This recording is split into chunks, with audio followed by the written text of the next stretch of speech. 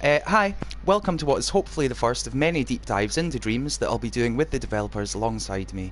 Tonight I'm joined by the developers of Pollen. Let me introduce TRIX9 and Joeycutts. Yo. Hi guys, yeah, this is TRIX9 and Joey is Mr. Music, and I did most of the gameplay, but he's heard nothing other than Pollen chat for 6 months, so he knows everything as much as I do. Peace. Thanks for having us. It's no problem. Stream. Oh, I'm happy. We can get into it. No, I'm happy to have the developer on. I mean, I'm just loading it up now, and straight away this title screen that it comes up with. I mean, it's just beautiful. It straight away shows all the characters, and yeah, it's wonderful. I mean, did you have an initial grand plan for Pollen when you started development of it, or how did it all come to you? What was the initial inspiration? I'll answer that for you there, Trix. No, I'm only kidding. In 1979, we had an idea for B-Game, you see, and we decided to pull it off in Dreams. Now the technology is available. We made B-Game out of wood and straw originally, and that blew away, so we decided and then to Dreams try came it. out, luckily, so you finally got to so make we it. didn't have to fashion homemade toys with bees. Yep. No, I'll tell you where it came about. It quite literally was made because my son had a phase where he was obsessed with bumblebees. He's 3 years old. So I was like, I'm going to see if Dreams has any cool games with bees. And I'm not knocking any of the pre-existing games with bees, because, that's like, those are my people. But I was like, yeah, he's not really getting on with any of these. I just need something that he can mill around that's kind of like a playground, like a space that's going to respond to what he does and that's going to sort of prompt his curiosity and his desire for discovery. And I have a 5-year-old as well, so it needed to be a bit more elaborate than just a playroom, Oh, definitely. So it kind of, like, the initial conception was to create something where he could have fun as a bee, and it just spiraled wildly out of control. So it's just to create a world and then allow him to just explore it and find out what happens, essentially. Yeah. But I don't want to. It's a bit of a misnomer. I don't want to give you the impression that it hasn't now become something that is probably not even suitable for a 3-year-old anymore. Well, it is, but like fundamentally, that ends as soon as you get off the island, really. And so that's why it's a game of 2 parts. That's why it feels very different in the beginning, and then as you move through into the rest of the journey, it becomes a different game, I guess, a more linear experience, designed for people that are expecting a certain norm. Oh, definitely. Normality in terms of the format. What's your name on Twitch? I can't find the stream at the moment. ItsAllstar, ITSALLSTAR. It should just be coming up in the Dreams category, but do either of you have a history in game development? I mean, had you played, say for example, the previous works of Media Molecule or any other sort of create your own game type things? That's a good question, actually. We did. Didn't think of that one, but yeah, we did. We played Little Big Planet a bit, didn't we? Yeah. There was we made a game that we teamed on in was it Little Big Planet 2? I think it was 1. No, I think that was number 1 now. Yeah, I'm sure of it. And that I remember we both shared it, and my version got like 500 plays, and Joey's version of the same game got 50,000 plays, and I was just like, we're over the moon. That's kind of annoying. I loved it. yeah. But I mean, that's my favourite. Yeah, it was a game. It was a game, not like Pollen at all. It was like a race game, like an assault course from left to right, basically. And then you jump on the back of a crocodile, and when you grab hold of it, it like shot off at like 1,000,000 miles an hour, and you just hang on for dear life to get to the ending. Just your typical Little Big Planet level, then, exactly. Really. Yeah. That's really lots of what those little prize bubbles fell on you at the end, and loads of love heart for heart. That was it. Heart for heart. That was the way. Yeah, so we're not unfamiliar to the heart for heart crew. So just again to break down the sort of the workflow. I mean, I know this is a collaboration, so obviously you're both completely, equally you know, you both made this, but not true. No, not true. Okay, go ahead. Yeah, TRIX made absolutely pretty much everything in the game. Like there's no used assets in the game at all. They're all made by TRIX, like everything. I don't think I even contributed one asset. I might have contributed an asset, and he looked at it and was like, that's all right, and then redesigned it and made it himself. But then, I mean, presumably you've done a lot of playtesting and you've done the soundtrack, right? Totally, yeah. I was there the whole way. I mean, I'm the armchair developer, basically. Like, I've been there since the beginning, and like concept ideas, basically, but nothing major. Like, just. No, it's just great that Dreams allows people to collaborate in this way. It's really cool. Yeah, I mean, we're so like historically, Joey and I have been playing together online for over 10 years anyway. We used to be in a clan together called the Murder of Crows. Which you won't have heard of, obviously. not, I'm afraid not, no. It was a Warhawk clan, and it had like 50 members at one point, and it had a website and merchandise, you know. Before everyone had it had like mid-2000s.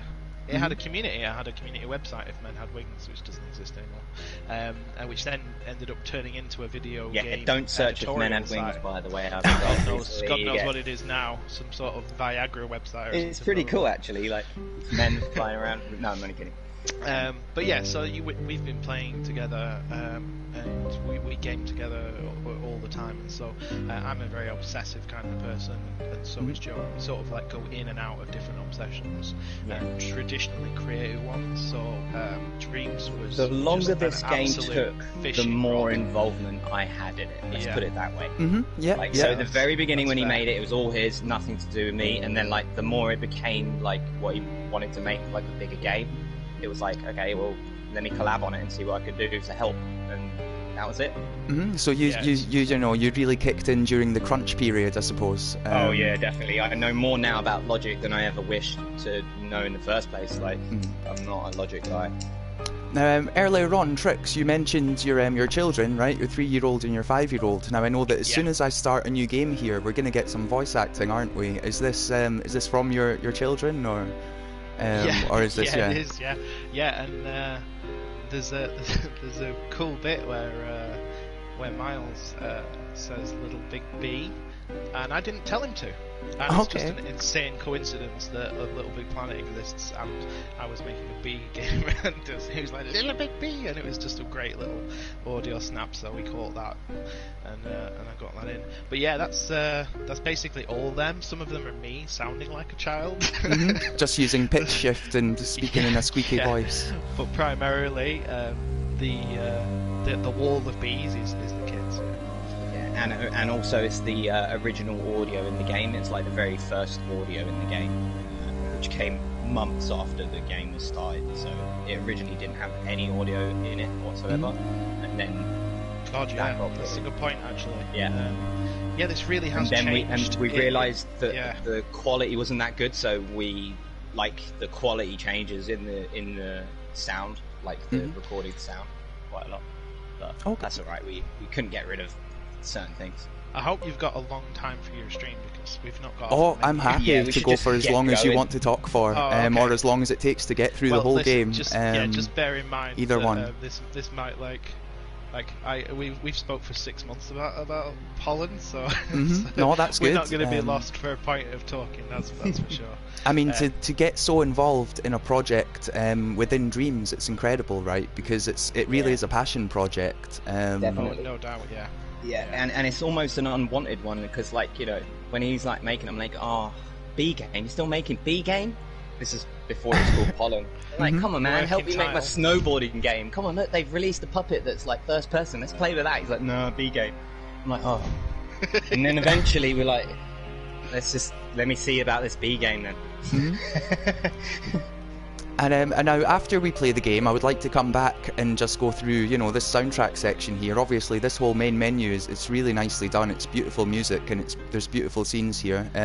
But I suppose we'll hear the soundtrack as we play through the game, and then we can come back at the end if that's okay. I guess we'll be hearing it anyway. We've got time for that. Yeah, we'll hear it. if you're up for chatting about that at the end. And I should say, I mean, this whole time that we're here, if anyone has any questions, feel free to put them in the chat and we can try to address them as we come across them. I mean, we're all here, so yeah, anyway, we can give that a go. So yeah, I suppose I'll just start the game now, see what happens here. I mean, I have played this before, but yeah, let's go.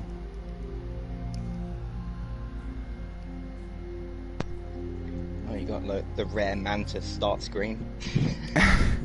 So is that, of course, was that just luck then? Of course, because the mantis just wanders around the map, doesn't he? So I did consider making sure that you got that every time, but I like the fact that this game has a lot of variance. Like, everybody has a different experience. So yeah, if you happen to loiter and then go in, you can get a nice close up of the mantis appearing. Yeah, and there's a 99 point like a minuscule. No, that's the wrong decimal. It's like a 0.9% chance of getting like a extreme teabag from the mantis.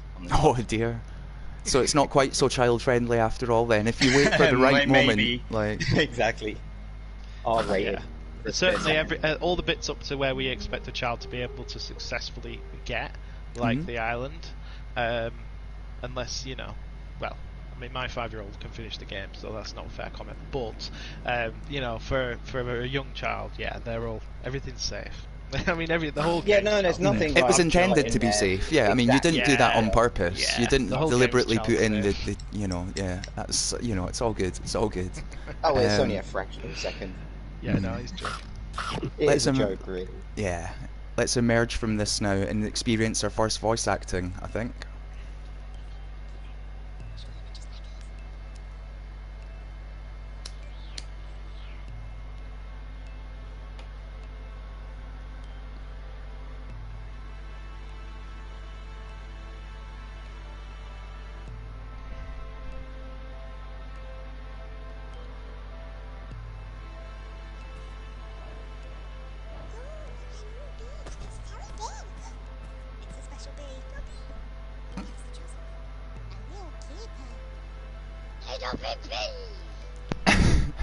So there was the little big bee. There was the little big bee. Where the bee spins around and looks wild. He's been designed slightly crazy. He's like the feral version of my 3-year-old. Which I don't know if you have kids, but that's what happens. Sometimes they get feral. Oh, I can imagine. It's usually not the first child, but some of them come out like Bam Bam. I suppose, yeah. Over time they get more feral indeed. It's Thanks, Ven, for saying you like the camera work. They learn all the tricks of the trade. All these little bits of attention to detail. It's nice that people spot them. For instance, if you look behind you, once you get past a certain point here, there's a big white wall, which is to hide the fact that I've had to cull half the level for optimization purposes, because that entire wall of bees is a thermo killer. Oh, I can imagine. Yeah, the honeycomb structure that houses them is just way too complex for the.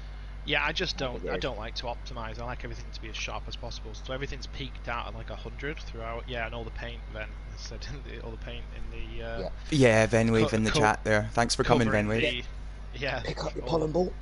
All the paint is insane, yeah, and of course there's paint layered. And at the time I did that, I didn't know that if you layer paint, you end up with you basically tax your thermal like crazy, because it has to draw everything it can't see if it's paint. Whereas if you put a sculpt behind a sculpt, I'm not saying this for your benefit, but perhaps anybody watching, if you put a sculpt behind a sculpt, it's hidden. The game doesn't have to think about the thermal, so it doesn't matter. You put paint behind paint, it has to think about it because of opacity, because all paint has an amount of opacity, so it has to draw it and draw the one behind and draw the 15,000 you put behind it as well. So merge your paint. That's my tip. Top tips. Just to make this playable, I had to merge a bunch of those paint. I mean, I've spent the Hive in particular, and the Overworld, or the Island as it's called now.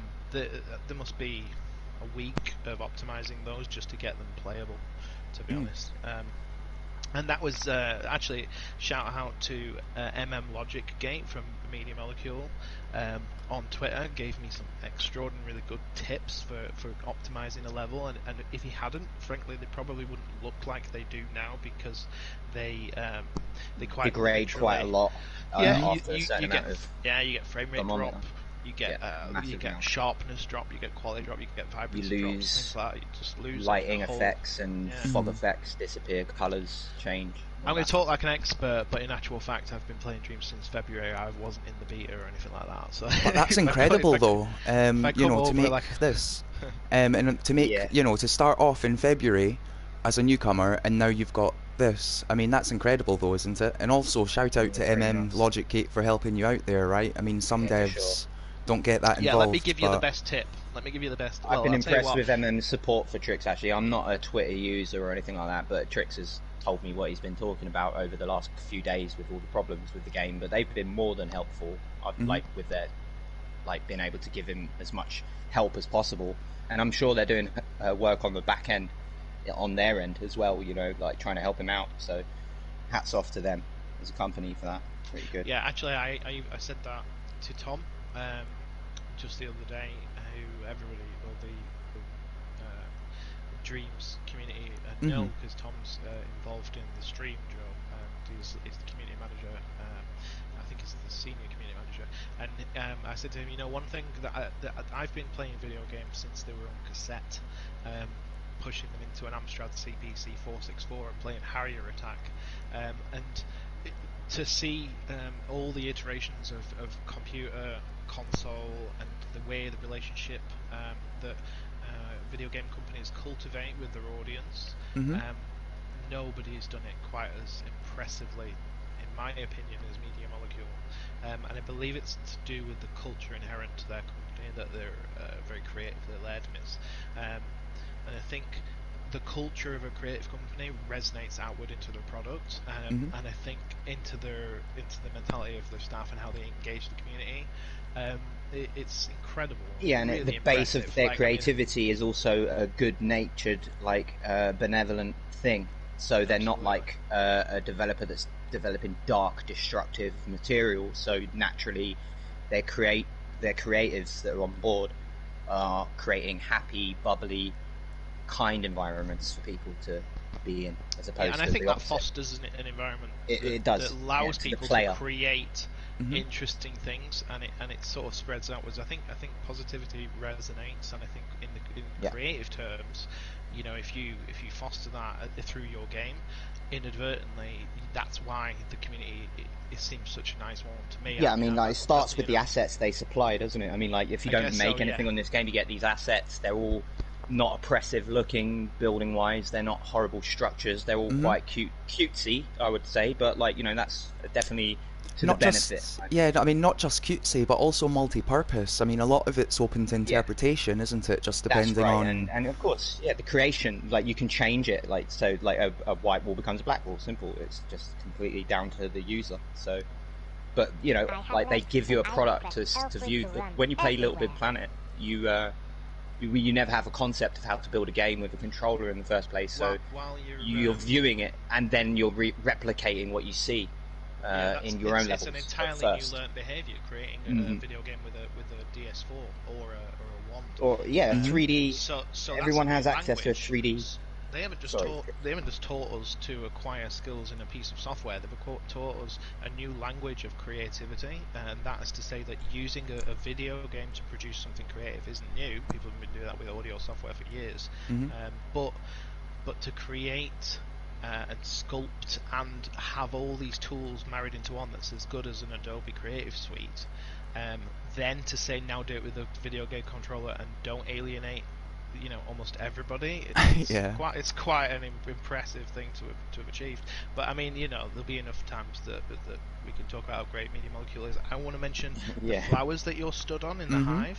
That design was S. Dorin, who you'll know. I do, yes. Know him great. He done a Tectonic, work on Tectonic, did, and it is. Yeah, love Tectonic.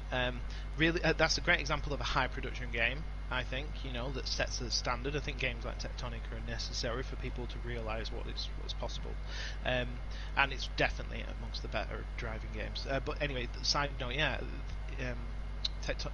S-Dorian produced the original design for those. I did remake them because I wanted to dissect the dark magic that was in them, so I knew how they worked. And because I don't, although I'm pretty au fait across the board with the tools, one thing I never really play with is connectors, because to me connectors were a Little Big Planet tool, and I wanted to not approach this like a Little Big Planet project, so I didn't want to fall into Little Big Planet tropes and methodology. Swinging, jumping, moving, platforms, stuff like that. Grab this no grappling hooks. Yeah, exactly, which is cool. Like I think it's cool. That if people do that, I think it's fine if people want to do that, but it's not what I wanted to do. So I've avoided that, and that's why I had to dissect something that was like this in order to create it for the flowers. But in fairness, Historian said to me on Twitter that thought it was cool that they were being used in the project, so that's nice. I didn't even think that would be noticed, and I didn't want to come off like a fanboy and be like, oh yeah, I used your really cool thing, is that okay? Because, you know, it was remixable. I think that is the point. I mean, yeah, if he didn't want you to do it, then he wouldn't have released it as remixable, and it's wonderful thing about Dreams is that you can do stuff like that. Exactly.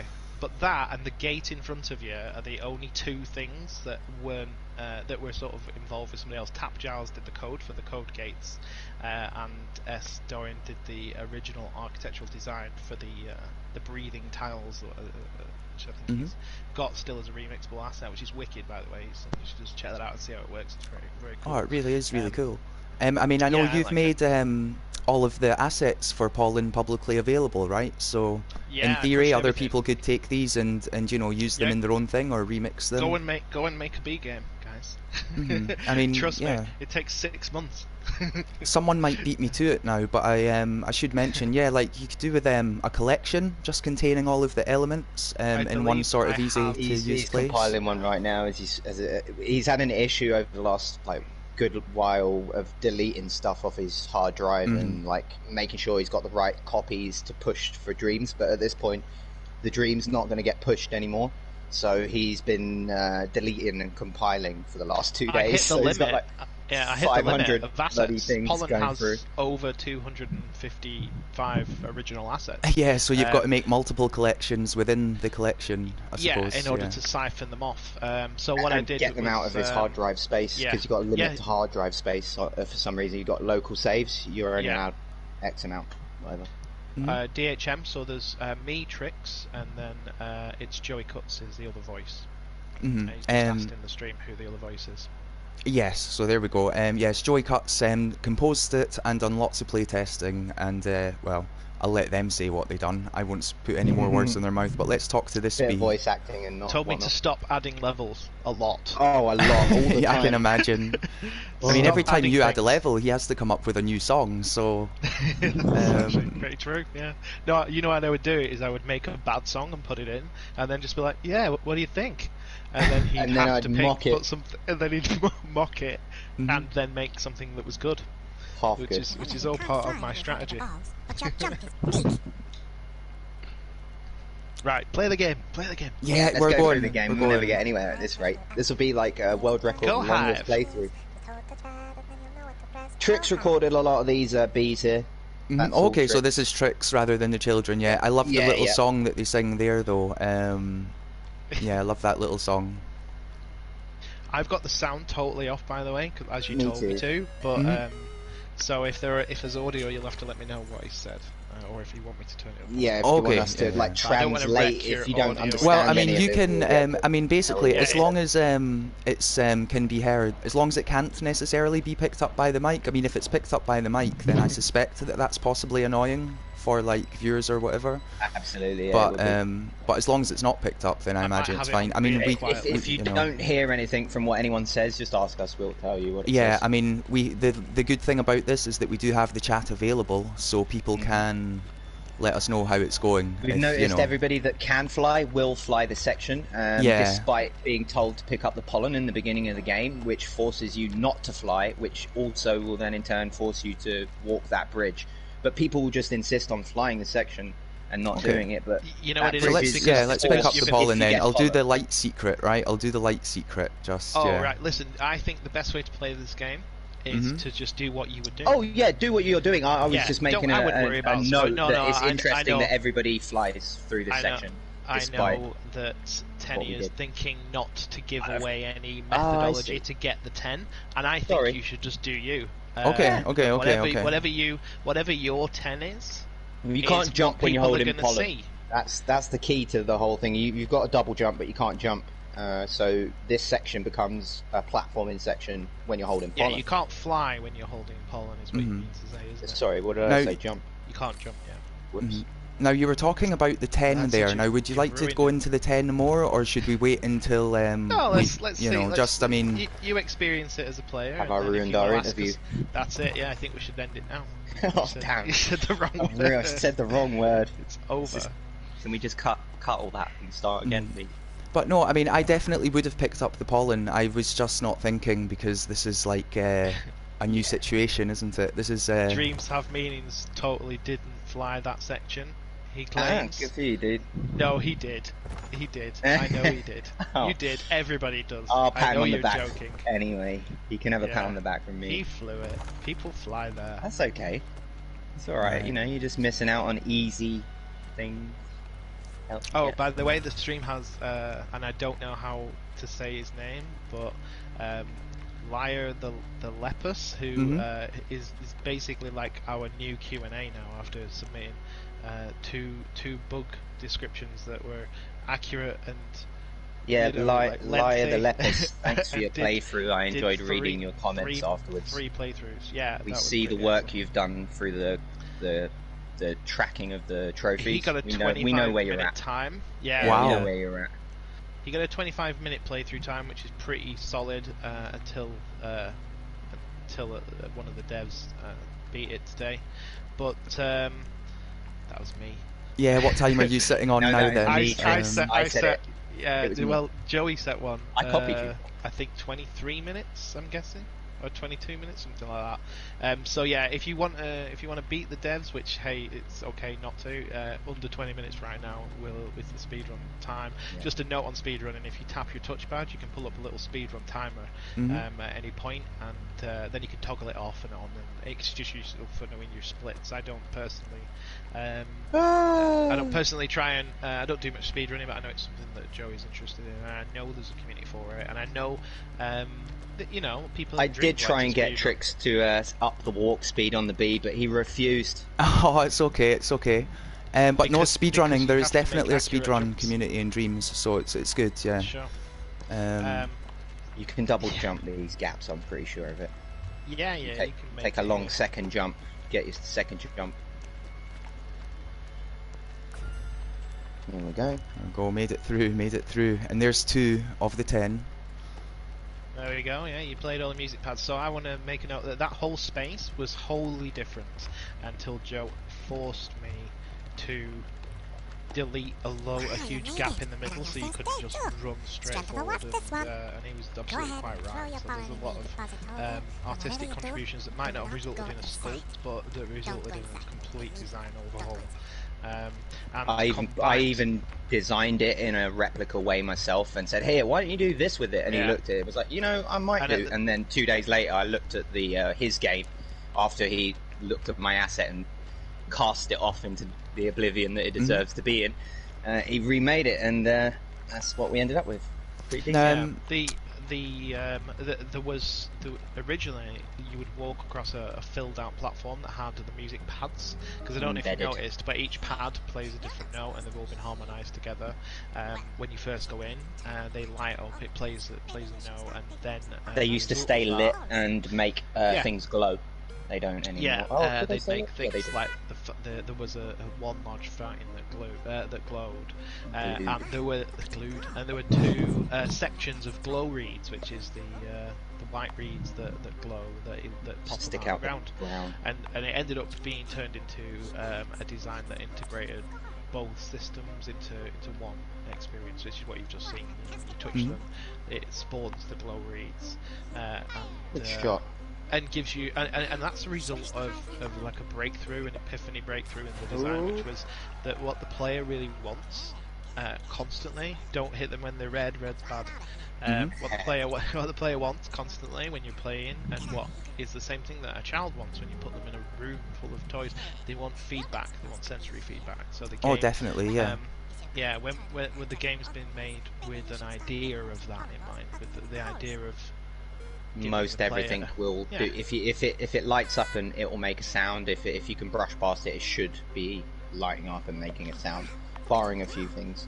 Almost inspiration taken from rooms that are designed as sensory spaces for children, you know, with autism or sensory disorders. You know, it's basically a space that is responsive. So there's a little bit of borrowing of that, but in a digital space, you know, like, so things giving you sound, things giving you light. This game's tough. Being contrasted. Yeah, it's not the most refined mini game ever, but like if you stand still and do a double jump and throw at the same time, you can get a nice arc on your shot, and you can just turn on the spot.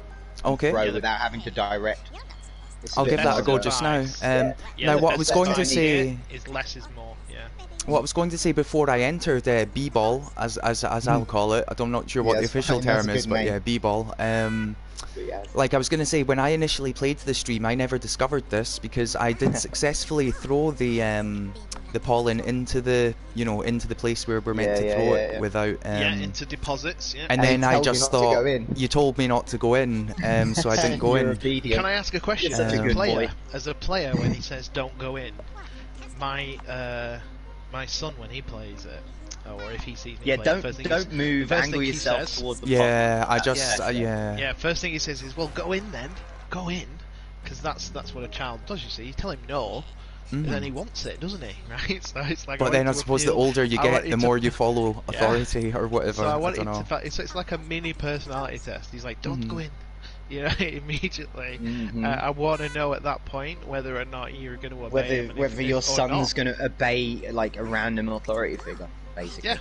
Yeah. Because in the terms of this game, if you immerse yourself, you're not a player. You're a bee at this point. Like, so you're a bee. You was just born in an egg. So like you're experiencing nothing more than just being born as a bee, and you're being told to work as a bee while you're in the hive. Like, everybody gives you a command of some description, like, take this, put it there. Oh, if you're here, you might as well do this. And someone's always trying to put you to work if you're in the hive. Yeah, and that's born from an idea in game design narrative, not game design narrative, story narrative. And the idea in story narrative is, if you're going to rock somebody's world, you're going to have the greatest effect by creating contrast with the place you're taking them and where you start them. And what I mean by that is that there's a fundamental idea that you should normalize their environment. So, you know, having a normal workday before the apocalypse is something you'll see in an end of the world movie. It won't just start and the world starting to end. It'll be his normal life. You've got to see normal. You've got to contrast normal to understand the importance of the change. And in the same way, you know, at this point, are you just a bee being told what to do? Well, probably, yeah, for the most part. You are. Apart from, you know, a couple of hints. One of the bees tells you you're a bit strong, and there's a few whispers coming from the hive that might indicate that you're looking for a normal bee. Yeah, I mean, well, you know, there's this whole bee community here. We're going to meet many characters on this journey, so it's going to be good. It's going to be good. I've given up on the b-ball, by the way, as you can see. I'm going to go for a different method of the 10. I mean, I'm not clearly not in the b-ball zone tonight. Well, when Trix was designing this game, like, he started making pollen ball or basketball, basically, and it's like, you could just release this as a dream, like, as it is, like, and just like refine it and change it and make it like not anything to do with bees and just call it basketball. Like, why are you doing that? Yeah. And he's like, nah, it's got to go in bee game. So, there it is. Yeah, it took me 2 days to figure out how somebody can pick something up and throw it. To be honest, I was not like, I was not instinctively good at coding that or anything. Everything's been a learning curve, I'll say that. But you've learned enough from the hive by the look of it. You've done quite a good job being a newborn bee. If you do well at b-ball, you get a little note appears, but you didn't, so you didn't. That's okay. I know, I'm not criticising. That's okay. I'm illustrating that your experience varies wildly in this game. On purpose. You know, that's why sometimes people can have a hellish game, and that's okay. Because you know, some people have a hellish life. Well, the thing with this game is, I mean, it does have a lot of variety, right? I mean, if you're not necessarily into one aspect of it, then you might be into another, because you have provided a lot of variety. No doubt, the first-person flying is potentially adaptable into VR. I'm sure.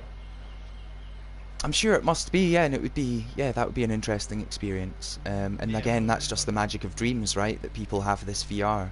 Now, I'm going to go straight to the Queen Bee here. She's a personal favourite of mine. Yeah, we know. Good. Yeah, we know.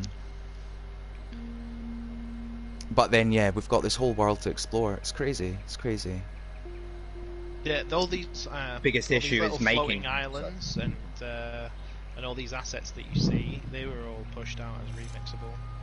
And whether they're still there and I've managed to successfully delete them or not, I don't know. But I think if you make something remixable, it's there for life. So, you know, if anybody who thinks, oh, I could use them for my hopping game, then please feel free. That's kind of the idea. Yeah, I mean, you could unlist them, and then people wouldn't be able to find them apart from in genealogy. But I mean, they may as well be listed, right? We don't have much time. Our kin is at risk, and your life use is them. extremely important to this world.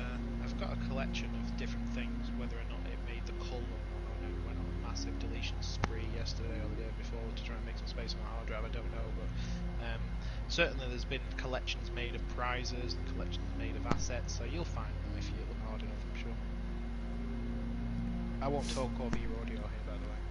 No, okay, yeah. So here we go. I'm about to press. I'll say I'm gonna press triangle now. So here we go. I'll explain if you find your way to me. The journey may be hard. Many have failed before you. And now triangle again. But know this. I believe in you. And again. Use your bee sense to become the one who can rescue this world. Uncover the secrets of our land and you will ascend to save us. I knew it was you when I first sensed you. Pass the trials. Serve your hive. Honour your caste. So yeah, who voice acts that? Who is that? If you don't mind me asking. Take a guess before he tells you. Who do you think it is? No, we know who you think it is. Yeah. Well, I know who. I feel like I kind of know what part of the country they're from. Certainly. That's funny. Go on. Yeah, she's from over the wall.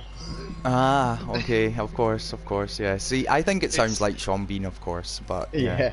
I'll tell you the interesting thing is that she's a southerner who's lived in the north for 15 years. So the accent's hybrid. Yeah.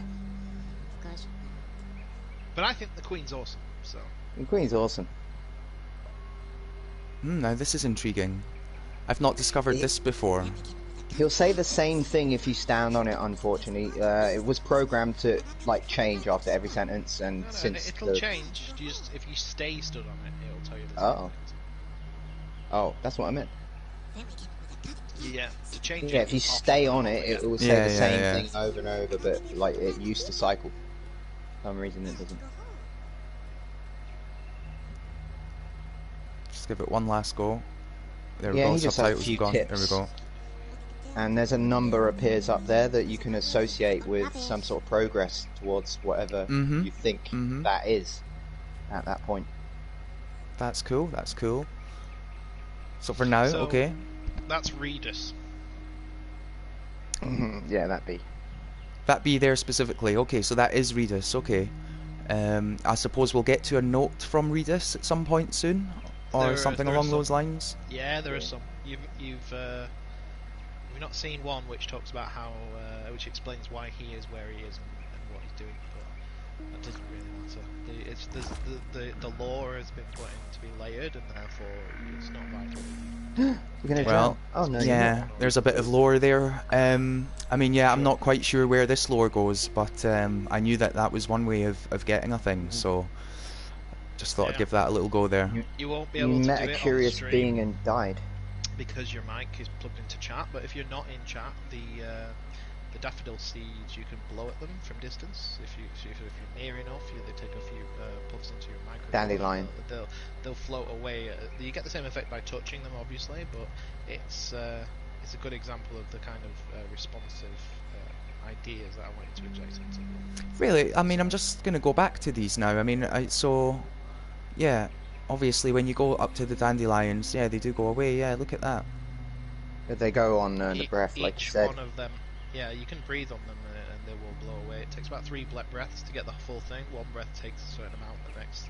That's just such an incredible little detail. I mean, at what moment did you get into that much thought? When I went insane. That was 2 months after he started making it, so quite a long time ago from this point, I would say. I'd say 4 months ago. That was an early development. They're not really very well optimized. Thanks, Lyra. Yeah, the attention to detail is. I think each one of those dandelion seeds that fly off has a whole like animation and timeline attached to it individually. Each so it's a heck of a lot of going on. Each seed that floats from the head of the dandelion seed. It's got keyframes on timelines. Has been keyframed. It's crazy. I mean, they're an available asset. If anybody wants to, the interesting thing about making them available is you can go in and dissect what I've done, which I don't advise because it's terrible. My logic looks like a serial killer has made it. It's all over the place, but it's usually, a lot of it is formative. I'm like, I wonder if I can do this, and then I'm figuring out how to do it. So my logic is poor. I'm no logician, shall we say? Oh. Hey, calm down, it's okay. You've only got yourself poisoned nearly half to death. Yeah, you've been poisoned, so now you're in a chase game. To me. Yeah, we play a lost your wings and your bee sense, but I can help. Which is fun. There are 3 scary. special herbs from around the island. If you terrifying. We'll get you up in the air in no time. Fast and good at jumping. Be sure to hurry back, because as soon as they're picked, they deteriorate fast. But you need to listen to what he says. One of the key tips I'm going to give you for nearly half to death. I know the cure. If you don't log it, you can scupper your whole game. I know the game doesn't help you as much as maybe it should, but that's kind of allegorical for life. I didn't really want to overly support you. I wanted this to be something that if you don't get off the island, then that's your experience of Pollen. It's I think that's something to be respected, and I do respect that. I mean, as someone, look, I also played on an Amstrad CPC back in the day, and I remember Harrier Attack. I mean, it's literally one of my very first video game memories. Same. So I appreciate that, I do. Sometimes modern games do make it too easy. Of course they do. Yeah. And I say sometimes, yeah, most of the time. Yeah, I think a lot of feedback comes from the gamer having experienced years now of games cultivating a behaviour that is like, if you don't tell me what to do, I'm now going to just turn you off and do something else, because we have so many options available. That wasn't a thing when we were growing up. That didn't, you had to go and buy a magazine to figure out things about games, like, or get your friend around and sit next to you and take the controller and show you how to do something to get to the next stage. That was literally it. Yeah, I'll tell you what I've seen with this game, that making the island difficult and almost a nod to older games where you have to understand and figure things out. I'm kind of marrying the idea of that with the fact that in the digital world that we're in now, people pass information very quickly over social, over streams. The fact that people are watching this stream is there's a whole bunch of people people that haven't played it but know how to play it now because they're watching you. And I was talking with Joe. Well, hopefully I'm not giving too much away. Don't worry about it. I think it's fine. That's the idea. The benefit of it, isn't it? This is the version. Somebody watching your stream is somebody getting the old Nintendo magazine and reading the tips page and getting an idea that in the game this thing can happen that you didn't know about. Here's a cool tip, and that's exciting and fun and good to know. And you're in the in crowd, so if you watch this stream, you're probably going to get some knowledge of the game that nobody has. And the magic key and the fact that it only appears randomly and some players never see it. Well, I mean, if you, even just the elements that you've created, right? I mean, if they help other people end up making other good dreams, then that's a good thing, right? Ultimately. Oh, that's a tough jump. Yeah, I just messed it up completely. It's quite embarrassing, actually. But it's fine. It's fine. We'll get there. If you sprint to jump, you can get a lot further. if you can initiate sprint when you're in the air, like Oh, okay. if you go straight up, you can initiate like that animation. Yeah, I believe. that's Okay, the pro yeah. tip. Yeah, so you're That's mid-air, like a dive bomb. you're just Yeah. shy of a jump. Throw yourself into leap animation with an L3 press, and you'll make that extra distance. That's how. I mean, that's a great And you've got tip for a double jump while speedrunner. you're poisoned, I think. Yeah, there we go. Yeah, because as soon as you can't fly, you can double jump. It's the only time when you Yeah. can double jump without pollen ball, because double jump will always put you into flight mode. So Right, now so when I'm planning on going to the top of the mountain for that herb next. And because of the situation we're in, where was the third one? Like, yeah. See, I took a Should've screenshot listened. like a silly little cheat, Well, but stream, what does he have to do? This is it. I want the digital equivalent of somebody coming in your room and sitting on your couch and going, Yeah. "Oh, I know what you need. Mhm. You need to do this. Oh, you're stuck. You're poisoned. Do this. I don't know. I don't think we should tell you. I'm willing to accept that. That's fine. I can go with that. I will say I don't mind though stream that, telling you. I will say that the last bit of information that he tells you is a terrible read.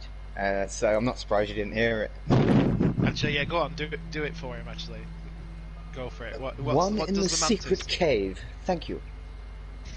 Yeah, the cave that's secret as opposed to all Yeah. the other caves that maybe aren't secret. I mean, Well, there's a really secret one though. Really Yeah. obviously secret one.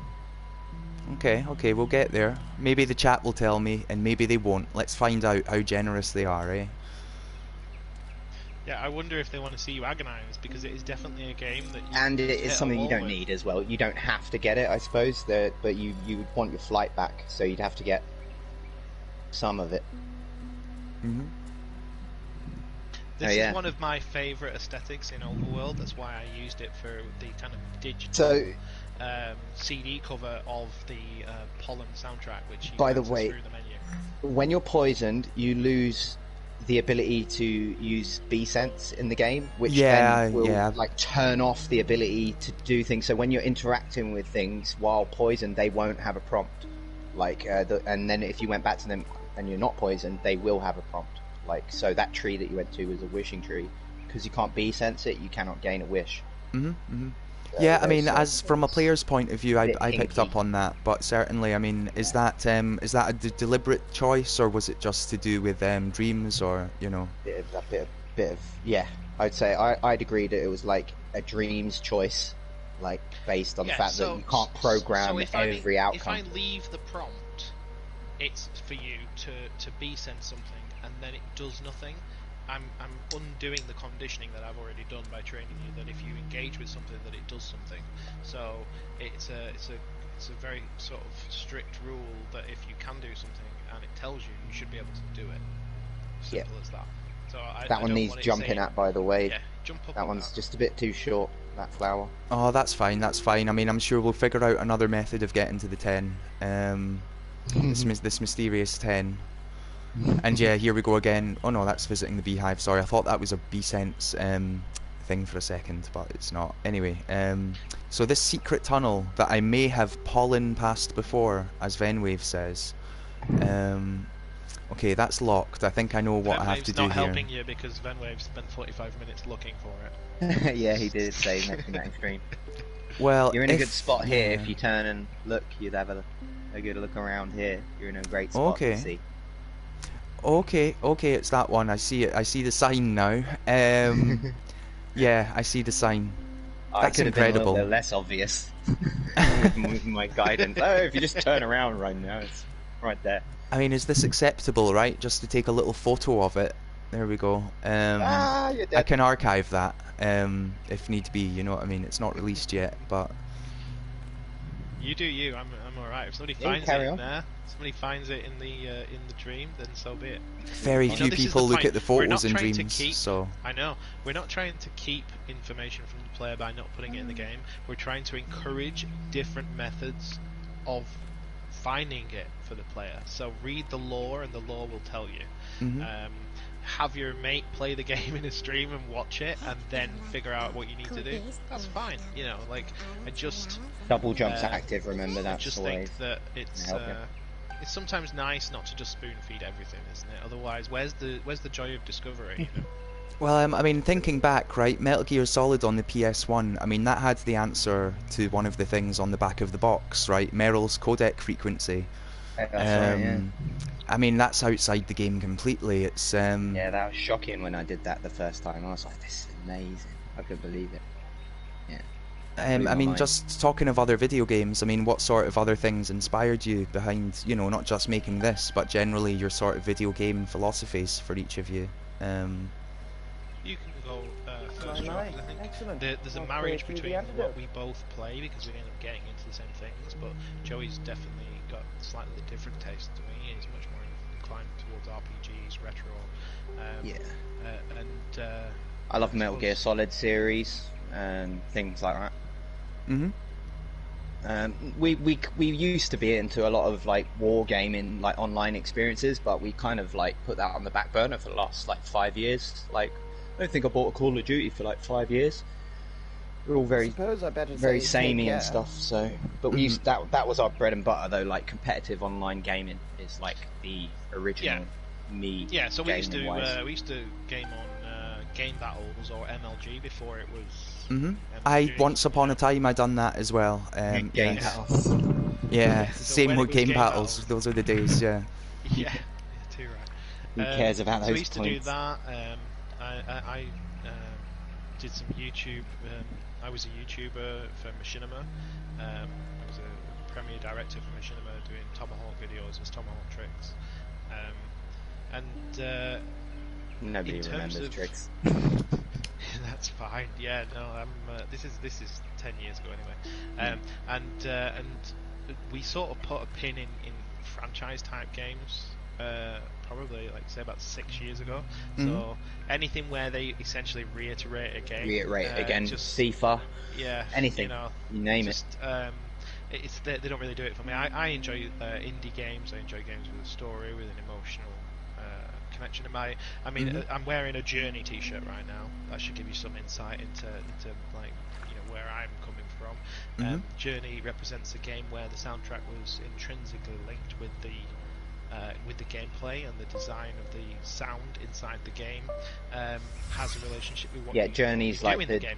The direct inspiration for this game, even though it doesn't really look like it really is. No, I mean, I appreciate that game company. Like, they made Flower as well, so of course that this is a reference to Flower. I'm not sure if you know that, but as you ping a flower in Flower, the white petals or the white flowers all spread outward from it, and you get a very similar visual to what I was trying to accomplish with the overshot. Journey doesn't tell you a thing, does it? It shows you. No. You pick something up and you get your scarf goes bigger, and you just carry on going, and you assume you're doing the right thing. That's basically all it is. Yeah, I believe on some level Pollen will appeal to people that enjoy games that don't really like tell you alter. anything. You just got to do as much as you can see around you, and if you get a benefit from that, and if you know what to do with those like rewards or trophies as they're like known in the game, then you get to experience the rest of the game. If not, it's kind of just like everything else. It's acceptable that you experience this as a traditional Dreams game, which is everything into the island. Expect the unexpected, basically. Yeah, exactly. When you see Wario get run over by a car, you didn't exactly want that as the best game in the world, but you know, you got it anyway, didn't you? So that's kind of what this is not really to be judged in terms of like a AAA title. It's got definitely inspirations and aspirations of a AAA title because of Trix and his obsessional way he does things, like create games or whatever he does. He just goes full pelt. But other than that, I mean, like it really is just a Dreams game, you know, just like any other. You know, so it's... Well, you say just like any other. I mean, Dreams games, you know, they've got their own special thing, don't they? They're brilliant. Yeah. And when you put so much time into a project like this, it's just crazy to think that in February, you know, you hadn't played Dreams and now you've made this. It's incredible. It is nuts. But that was what drew us both to this game in the first place, because you saw like people making things in a game, and you're like, hang on, what you mean, like we can make a game on our PS4? And it's like, yeah, man. It's like, okay, right, I'm buying that game tonight. I'll see you later. That was like our conversation. He's like, yeah, Dreams is out. And it's like, right, I'm buying it later. Like, it's as simple as that, because it's just such a nice kind of, and like, I'll tell you one of the things I noticed palette to use. that joined in February. I remember saying to Joe that I feel like everybody's got a head start. I feel like the games people are we making was a are bit late. extraordinary, and just turn it. And it's the first time I've played a game on launch day and felt like I was late to the party. Yeah. Which is not a negative. Apart from that, I have a feeling that would have been off-putting to other players. For instance, I know a very, very clever guy that has an interest in making games who stopped trying to learn the tools because, you know, it's a tricky learn, isn't it? Everybody here that has tried to do anything in Dreams, I applaud you, because it's off-putting to learn a tool set when, to some degree, you thought you'd bought a game. I can imagine. This game tricks you into developing games and being a game developer and thinking that you're playing a game. You can do all the tutorials and still not get anywhere with making anything very good on this. Yeah, you have to make a lot of bad as well, usually, don't you? I mean, I like everybody and else, a lot made of a that find the exists exit level within this before I creation. made this. This is my first game, but I made a find the exit. You know, the fabulous furry fox finding. Oh yeah, that's a brilliant game. Yeah. No, I mean, I looked through some of your elements earlier, right? You made a man in a suit with a bird for a head, right? I think that's like in the last. That's one of his most it's, recent creations. See, like he's gone. This game's turned him insane. He's like, I made something new today. I'm like, what is it? I was predicting more pollen material, and then he shows me a birdsuit man, and I just cried with laughter because I just didn't know what he was thinking. If you press a certain button combination with him, he lifts an earpiece to his ear, and like you can simulate like one of these guys because he with can't an quite ear hear you horn. laughing loud enough. That. Yeah, that's terrible. But that's actually modelled off art from Artstream. That's just a bird head shoved on art. But yeah, anyway, let's not talk about that abomination. No, that's cool. I'm sort of flying around seemingly aimlessly here, but it's not really. I know that when I last played this, I found a key somewhere around here, I'm sure. Yeah, exactly. Oh, I can see it. I can see it. There you go. Take a left. Right in front. There we go. Yeah. Okay. That's okay. I guess I had. Okay, that's fine. I guess I had to do something to unlock it because I couldn't see that earlier when I was flying around. Did I really miss it? I don't know. Anyway. Did you get it then? I don't know if you got it then. I feel. Oh yeah. Let's see. Because you get a spin animation, but if you caught it it's just gone before now. It disappeared. I mean, it's not there. Yeah. Oh, it disappeared. Okay, so I've got to do something to. On you. Yeah, that's fine. I'm not. Yeah, no, Verve is that's the fine. resident That explains lollygagger. why I couldn't see it earlier. That's fine. Yeah, so that's a secret for everybody in the stream. There's a key that appears sporadically, and there's a randomizer on it, and it doesn't appear in the same spot every time, and it doesn't stay around very long. So that's the kind of a everybody nod to seems old to games. like not want to fly near these Venus flytraps. Like, what's up with them? Interesting. Don't you want to tempt fate? Oh, I want to go in and see what's there, definitely. But I'm also now looking around for different key spawn locations. Oh, no. I mean, that's amazing, because the first time I played this, I picked up the key. I mean, that was pretty much the first thing that I did in the game, just coincidentally, is that I picked up that key. It's a shame you don't get you much an of a idea. reward for it, really. It's kind of like, oh, I've picked up a key, but what is it? Like, It's the key to the more kingdom. confusing. Well, I disagree. It's the key to the kingdom, you see. With that key, you can unlock every question on the island. Oh, really? Oh, I wonder. I'm going to have to go back there and obviously see if it spawns again, or look for another location. It looked to me like you got it, may have picked it up, but you will only you did. know when you arrive at a spot that requires it. Now, so now we're in this first-person flying section, right? Which, you know, when you play this 3D platformer, you don't expect to necessarily come across a first-person flying section. Was this a totally different challenge to make, obviously? What inspired this and whatnot? Amount of prototypes for the flying experience. Well, and So my thoughts on where you are and what you're experiencing now is that it should be abstract, and so that's why you're insulated in the dark, and that it should feel fast and be a contrast. So when you make a game, if you there's some really good. This is just a really good thing for guys that like game design as a topic. When you make a game, you should try and create a contrast in the experience of pace, and so there has to be up and down, and you have to have excitement and then drop.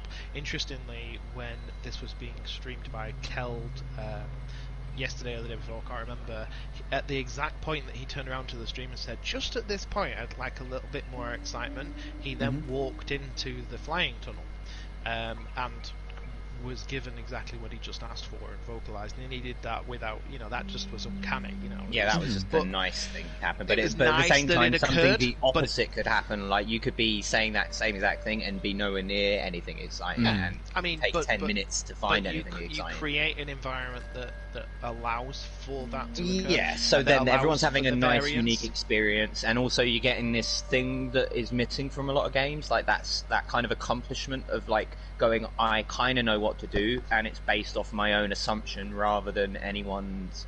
You've been told what to do, like you literally basically assuming you're doing the right thing, and if your hunch is correct, you'll get a reward based on, I knew I was right, that type of thing. Like, when you knew something and you didn't get the key. That's it. No, you didn't get Yeah, the I key. didn't get the key. No, I thought that's what the key was for, but I guess I didn't get the key. No time for lollygaggers. No time for lollygaggers. Yeah. Good night, people in the stream that are leaving. Yes, good night. Have a nice Take weekend, care, everyone. Yeah, exactly. Has there been Don't get any too, questions from the grizzled. chat that need addressed? Just having a little catch up here. Sorry, I'm playing the game, so it's difficult to keep an eye on everything at once. I'll have a look. Yeah, of course.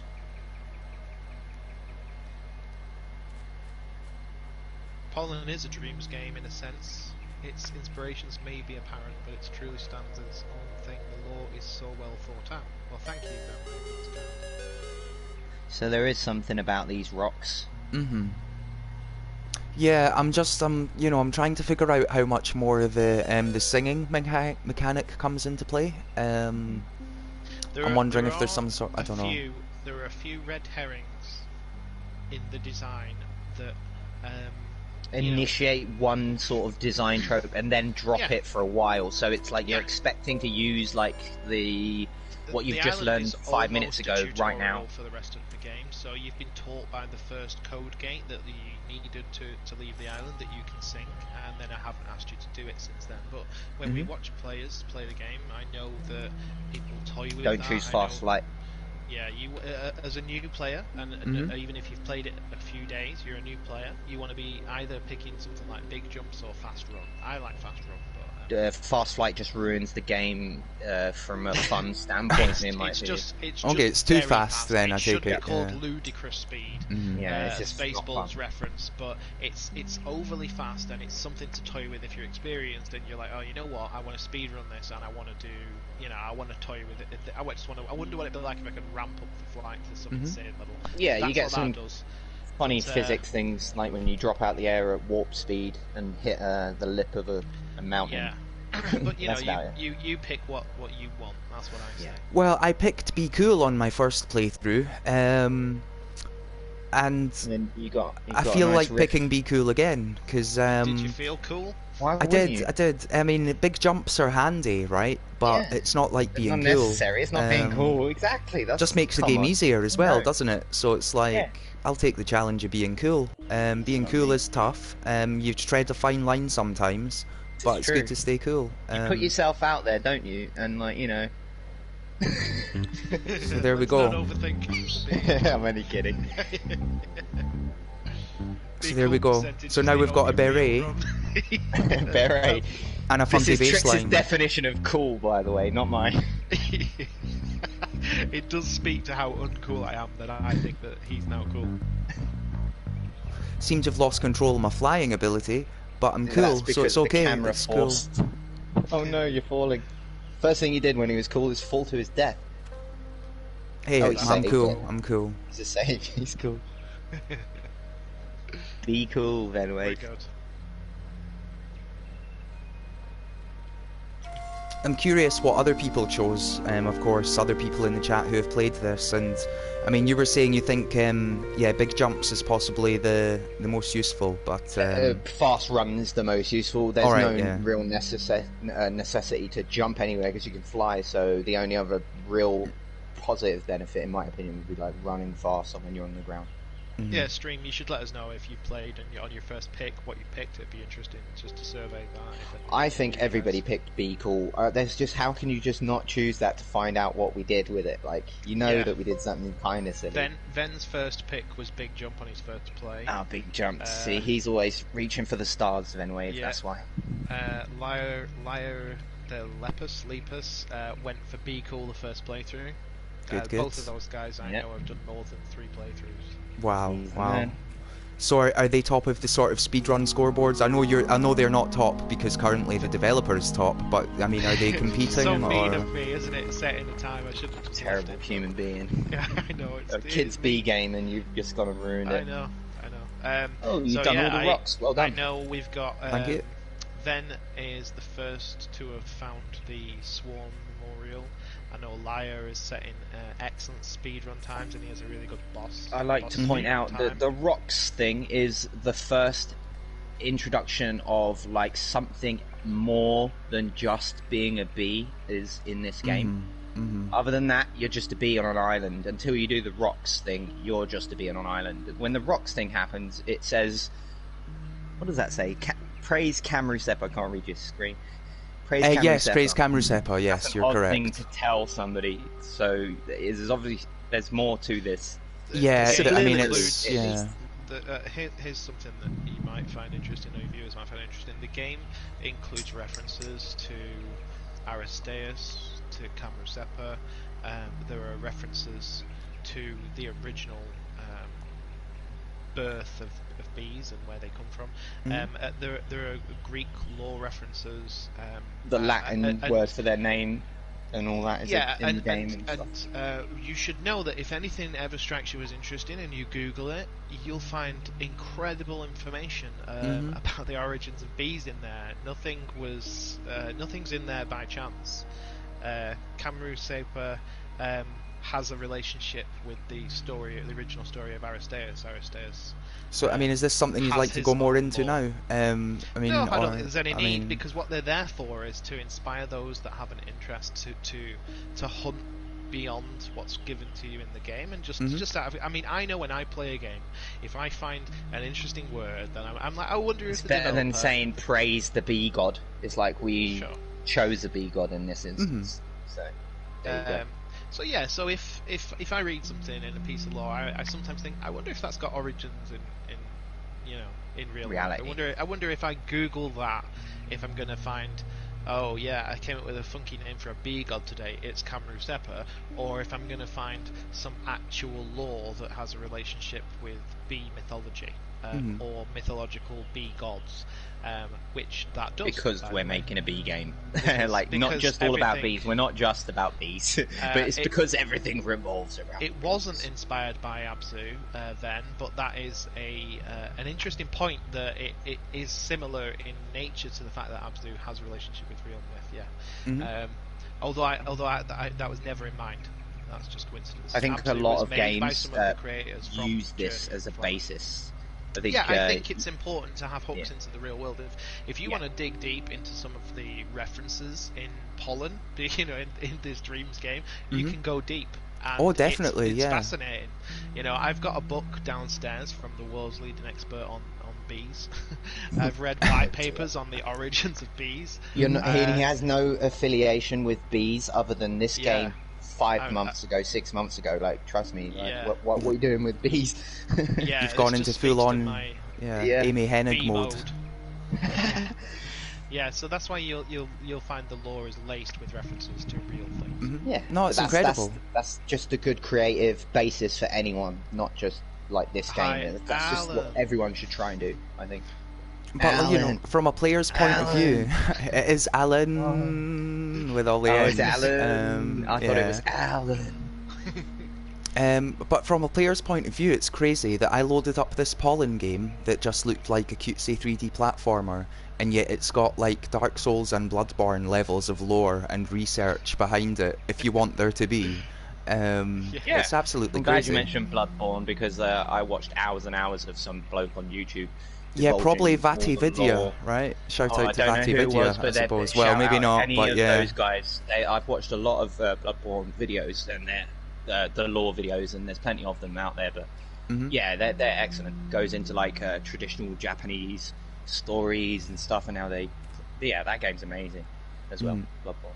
Well, let's finally praise Kamru Seppa. Here we go. But it's interesting as well. Your just camera up, by the way. Let's not look at the floor. Okay, yeah.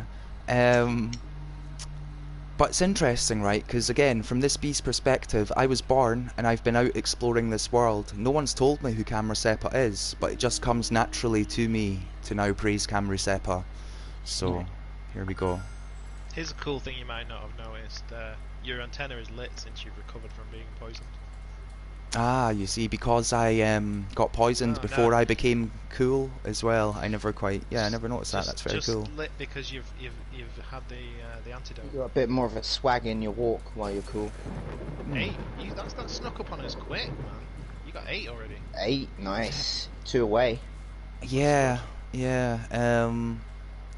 Although, you know, I'm gonna find them organically now, because I'm not quite... Yeah. I mean, there are a couple that I can think of that there are things I can think of I could do to get one. Yeah. But also, I can't be bothered going back and doing more b-ball, so... No. Yeah. You're good out here at the moment. You're doing fine. There are a few easy ones that me and Trix abuse. You know, they're kind of like gimmies because of timed events, let's say. Oh, okay. You know how, like, when everybody enters a game at the same time, and there's certain animations in this game that are playing out, so you can be at a certain place for a certain time and collect. So Pollen is also a bit like a Hitman level. I mean, it's got a lot going on for it, you know what I mean? It's, It's true. Like, me and Trix will probably be ahead of anyone that doesn't cheat on that speedrun forever, because there are certain events that happen that we know happen. Oh, I think you're underestimating the ability of... I am underestimating them, but that's... Yeah, but I don't think anybody's going to be killing your game that hard. Look at that, he bloomed all the island flowers, even though you thought you weren't going to. Oh, there you go. So you got one for blooming all the island flowers. Blooming hell. That's not a swear word, by the way. Oh, look, I mean, we're all British here, right? I mean, we're used to proper swear words, so it's okay. Yeah. I mean, not planning on using them, but I'm just saying... No, just saying, you know, like, we can say... You can say blooming. It's after the watershed, yeah. I think you can say blooming. I'll give you permission for that. Blooming's all good. Let's get this blooming 10. Called blinking, blooming, blimey. What do you think of the lighting of the island at night time, by the way? I think, have a quick scan of that. Yeah. That was a bit of a combo. Joey lit a lot of the island. We sort of workshopped that for about 2 days. In fact, the grading on the island contributed to the overall aesthetic in the game, really, to go into a slightly more comical, like graphical style. So the grading tool is excellent, by the way, and if anyone's not using it in their dreams, then you're doing yourself a disservice, because even though it was an afterthought in the design of dreams, it was one of the things that they put in quite late, like, hey, you know, I wonder if I can do that. I'm aware of this, because obviously I stalk all the molecules on Twitter like most of you guys. Anyway, you got one more star to find. It gives you a huge amount of control over the aesthetic, literally on a few sliders, you know, and if you have an eye for it, I think you can do some really cool things. There was a good tip from the creator of Pip Gemwalker to up your sharpness fully. I personally didn't do that, and I wouldn't necessarily tell people to do that, but I think if you're not adding some sharpness to your aesthetic, you're probably not exploring part of the range of the aesthetic that you could have inside your dreams. So in terms of just as a good dreams tip, pop a grading chip. You can relight these for some reason, I don't know why. He went into the chamber. They remember that they're lit. It doesn't matter. You don't need to. They know that you get a rescore. This game has exceeded its variable limit of 152 persistent variables on more than one occasion. So the point is that most things that you do, the game remembers and will recall if you leave it and come back. Some things intentionally it won't recall, and some things I've had to sacrifice. I believe it was the aesthetics choice. Scan lines, wasn't it? Scan lines were an aesthetic choice. Yeah, Ben Wave in the it's a chat bit is of a asking nod back. if they were purely aesthetic or not. Yeah, well, it's a bit of a hark back to old CRT monitor style, but primarily it just helps create. It's very subtly done. I'm talking like 5 or 10%. I think it's 8% scan lines is what I use. It's almost indetectable. Path up the mountain's a good one for you, buddy. Okay, half up the mountain. Yeah, I know it's somewhere. So I'm just Just every time I see flowers, I want to make them bloom, you know. It is that thing from Flower. I know that in Flower it's the main objective, but in this you just see them and you think, oh, I want to get them. Do you know why? Do you know why? What do you think the reason is that you absolutely instinctively want to, you're drawn to them? Because it isn't because you're a bee. Well, I was going to say it's because I'm a bee, but... No, well, why is it then, Trix? I was going to say it's because you're a bee. I'll tell you why. It's not because you're a bee. It's because of feedback and the importance of feedback. The idea that when you do something, the game tells you did it. It visualizes that. It gives you a sound. It gives you feedback. Player feedback is like my biggest tip that you should take away. Try the trail, you know. buddy. Okay, yep, of course. Something that I did something and the game told me I did it visually and sound. Okay, I know there's a lot of overglow and things like that with the bright flowers, which is what they're known as. They're obnoxiously bright, and I know that. Rude. Yeah. How dare they be so bright? Yeah. They're something that's designed to just appease the nature of I want to go and ding something. Like the desire as a gamer to have the game ding at you is no difference to the desire for a gambler to have a machine give you feedback. So you know when you play a gambling machine, they're designed by addiction consultants to give you constant feedback, to tell you that, you know, to positively reinforce the idea that what you did was correct and that you did it right, and to give you a pat on the back. Feedback is, I mean, I've sat there and listened to Jen Chinova talk for 2 hours about how they developed Journey and how feedback was intrinsic to the development. And my takeaway after I took notes... This is how you got so good so quick, isn't it, Trix? You just watched lots of videos of other way more... But this is what you do, yeah. Yeah, this is what you do. Take half their ideas and apply it to what you're doing. You stand on the shoulders of giants. Well. You stand on the shoulders of giants and you can't go much wrong. But no, feedback I think is important, no matter whether you're making a sports game, a racing game. You know, look at how PS5 is being marketed at the moment. Haptic feedback, more feedback, another sense, a physical sense of touch that you're going to get. Now imagine haptic feedback plugged into Pollen. Now for me, that's a no-brainer. You know, if there's a button to give haptic feedback, I will, but I won't abuse it. In fact, the game gives you haptic feedback. You'll notice there are things that you do where you get a little bit of rumble. Yeah, I mean, rumble's happening right now, in fact. Just, there we go. Yeah. I entered that by accident, by the way. I'm sure you know, but yeah, I was just looking for this final thing. Yeah. I didn't mean to make the world go back to daytime, though, but that's fine. Yeah, that happens when you leave the island. It kind of resets the nighttime, but you can praise at that rock again and turn it nighttime. So basically, unfortunately, what happens is those stars are one of the only things. One of the only things. They're not the only thing that aren't really on a persistent variable. So you actually will forget your star count when you turn the night back on. Okay. So let's just stay in the daytime for now, then, I suppose, until we get the last one. You can do. You can do. There's a few easy ones around. Liar said the last star you missed is the dirtiest. Is the dirtiest, is it? Yeah. Is it this one? It would have been in here, wouldn't it? This one. There was one in here, I think. I admit I don't know which ones. Yeah, definitely one in there. Yeah, I've just been flying around and getting them kind of randomly, but we'll get them. We'll spot some. Let me say to you this from a designer's point of view.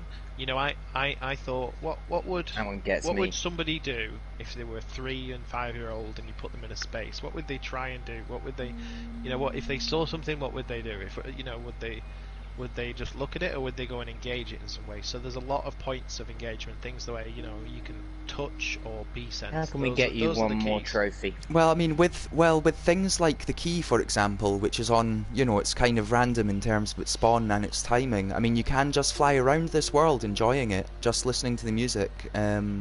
and it's really nice. I mean, I'm just flying about now, waiting until I either see one of the things or I spot the key. The overworld music is a... Excuse me for jumping in, but the overworld music there is a remix of one of Media Molecule's assets, where we gutted it and took out all of the sounds that were like unnecessary and like just left about 5 or 6. And so the logic inside that is generative logic, which means the generative one it that has they give a you. certain degree of randomization and a certain degree of relationship with what you're doing. So, which is similar to Journey, in fact, because that was one of the first games where the music changes relative to what you're doing and is generative as well, and it's an entirely different discipline to creating a piece of audio, a piece of music, and then just putting it in a level, you know.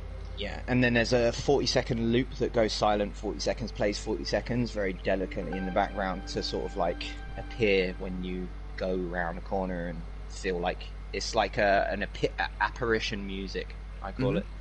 You know, oh, that's like, cool. Yeah, so you get layers, and there's little jingles. For instance, if you spawn in, you get a certain piece of audio, the hero intro piece of audio. So there's layers of.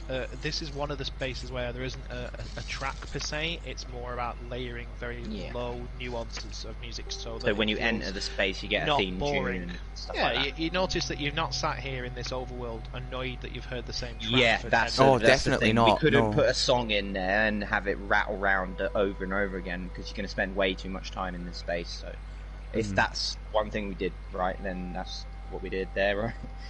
But in fact, the generative overworld sound is only like 1% of gameplay total. Like, so we really did gut it for the purpose of keeping this level at like 74% thermometer because it degrades so badly after 70%. So 75%, if you're making a game on Dreams with like art in mind, like aesthetics in mind, you have to keep it below that threshold, or you actually start losing all your lights, all your fog color, and all your definition of your shapes. It just happens. So that's an unfortunate side effect of working on a PS4 to create a AAA title or attempt at it. Like, this ain't a AAA title, but basically I've seen games what other people have created on Dreams, and like their aesthetics are AAA. Like, you know, I've seen amazing things on Dreams where I'm like, Jesus, that looks as good as anything I've seen. Oh yeah, some people really push the you know, boundaries. some people really have, exactly. So they'll know what I'm saying. They'll understand that they probably make like their thing way below the thermometer level, just to keep it that quality, you know. Yeah, I mean, the problem is that even puppets take up so much thermometer just themselves, right? The playable character, I mean, that's the biggest thing, ultimately, most of the time. Yeah, there are versions of the bee in the original sort of iterations that had like a 37%. No, the de-optimized bee. Yeah, like the first iteration of the bee was like half of the thermometer for the rune, so... Okay, so off the top of your head, can you remember what the bee is roughly now, and you know, thermometer-wise? I think it's probably more like 8%. Cool. That's wonderful. It probably started at like 36, terrible. 38, something like that. It was huge. Yeah. I'm happy to take pointers, by the way. I'm just flying around here, but I am happy to take the pointer. I think, you know, stream. Quite well. What do you think? Investigate the pond a little bit, I would say. Like, people should take a little walk around the pond. There's you know, there's just be careful not to use that stone. Everything that is a thing, you can use it. You can use the stone. Doesn't matter if you turn it dark. It won't halt anything. Oh, okay. Oh, sorry. I thought you said that it might change the variable on the no, the it thing. doesn't change it. Okay. No, there's no. The mistake is that you can't. That the stars don't. The stars will respawn in full. Exactly. Oh, okay. Okay. Because the stars are only gettable at night when you switch night on. And okay. But so when you leave the level and come back, it becomes daytime again. What's around you that might spur your curiosity? Yeah, so if you just was like in a park walking around a pond, you would like check around the pond, wouldn't you? There he is. Like chill, dude. There's Mr. Earthworm. Sorry, just to, didn't mean to interrupt you. Just right. Okay. It's you. So sorry, us worms have the dreadful eyesight. My brother doesn't even have eyes, you know. Had to go for a Scottish person, for the worm. But the crows have been doing flyovers ever since. It's fine, guys. It's fine. Joey's. I had no idea Scottish that family. you were Scottish. when I recorded it. Yeah, I mean, to be fair, why would you? For 1 minute for a comfort break. Yeah, that's okay. So yeah, okay, right. They don't mean to act all twitchy, but the crows have been doing flyovers ever since Bucket was relocated, and they won't hesitate to gobble us up. So Bucket? Aye, he used to keep the island safe with his crazy antics. That's a good impression of the worm you're doing. Oh, sorry, that's your actual right. Yes. This is the last time you'll be on the show, I tell you that. He's an impression of Scott Manley from YouTube. Okay, I can't say I'm familiar with them, but I mean, feel free to talk about who they are if you like, or Scott give them a plug. Manley, I enjoy his videos from back in the day. Actually, like I think he plays Kerbal Space a lot. Excellent Kerbal Space player program builder. Cool. So now it's nice you actually did base it on a person. You know, I mean, it's good. Yeah. It's a good Scottish accent. It's a laugh, isn't it? It's all a laugh. Yeah, exactly. Oh, my mum's full Scottish, so when I go full downstairs, Scottish. I'm like, oh yeah. She wake up and have a tatty Scot eye. She feels Scottish. Oh mate, my uncle, my uncle slapped me in the face with a tatty Scot. Welcome to Scotland. Oh That's wow, there we go. That is what you that's get. the type of family I got. So yeah, this is a nice disguise that he's got on here. Well, Yeah, it's right. So I'll tell you about it. Trix designed this worm completely separate from the game, and then decided to chuck him in the game. So he was designing a worm that looks suspiciously like a worm from Worms Armageddon, or any of the Worm series. Like he's basically a clone of the worm from Worms. Yeah, but then worms are so generic. I mean, obviously those worms are specifically those worms, but at the same time, they're still just worms. How can you do a worm without the guys? You know? What is it? Team 7 who make that? I can't 17. Team 17, I believe. Yeah, that's it. Yeah, that's it. They're good guys. Anyway, like I've seen, they love things like that. Anyway, so they would be like, it's not even a real game, so you can't get in trouble for it. No, I mean, you were mentioning earlier how you're more into indie games. I mean, Team 17, they did a game a couple of years ago called Yoku's Island Express, which I thought that was a really good one. It's like a 2D platforming pinball thing. Wicked. Very cool. Love pinball. Awesome. Shout out Team 17. Yeah, although, you know, this is Dreams, right? This is Dreams. Trix. And this is Pollen. Trix is obnoxiously good at worms as well. Like, oh, wow. Yeah, it's just horrible to play him. Yeah, I did the voice for this guy. Trix wrote the lines, and the lines were written before we even had an idea of like what to do with the story. So there might be like remnants of things that don't come to fruition in the So he's saying crows are flying over.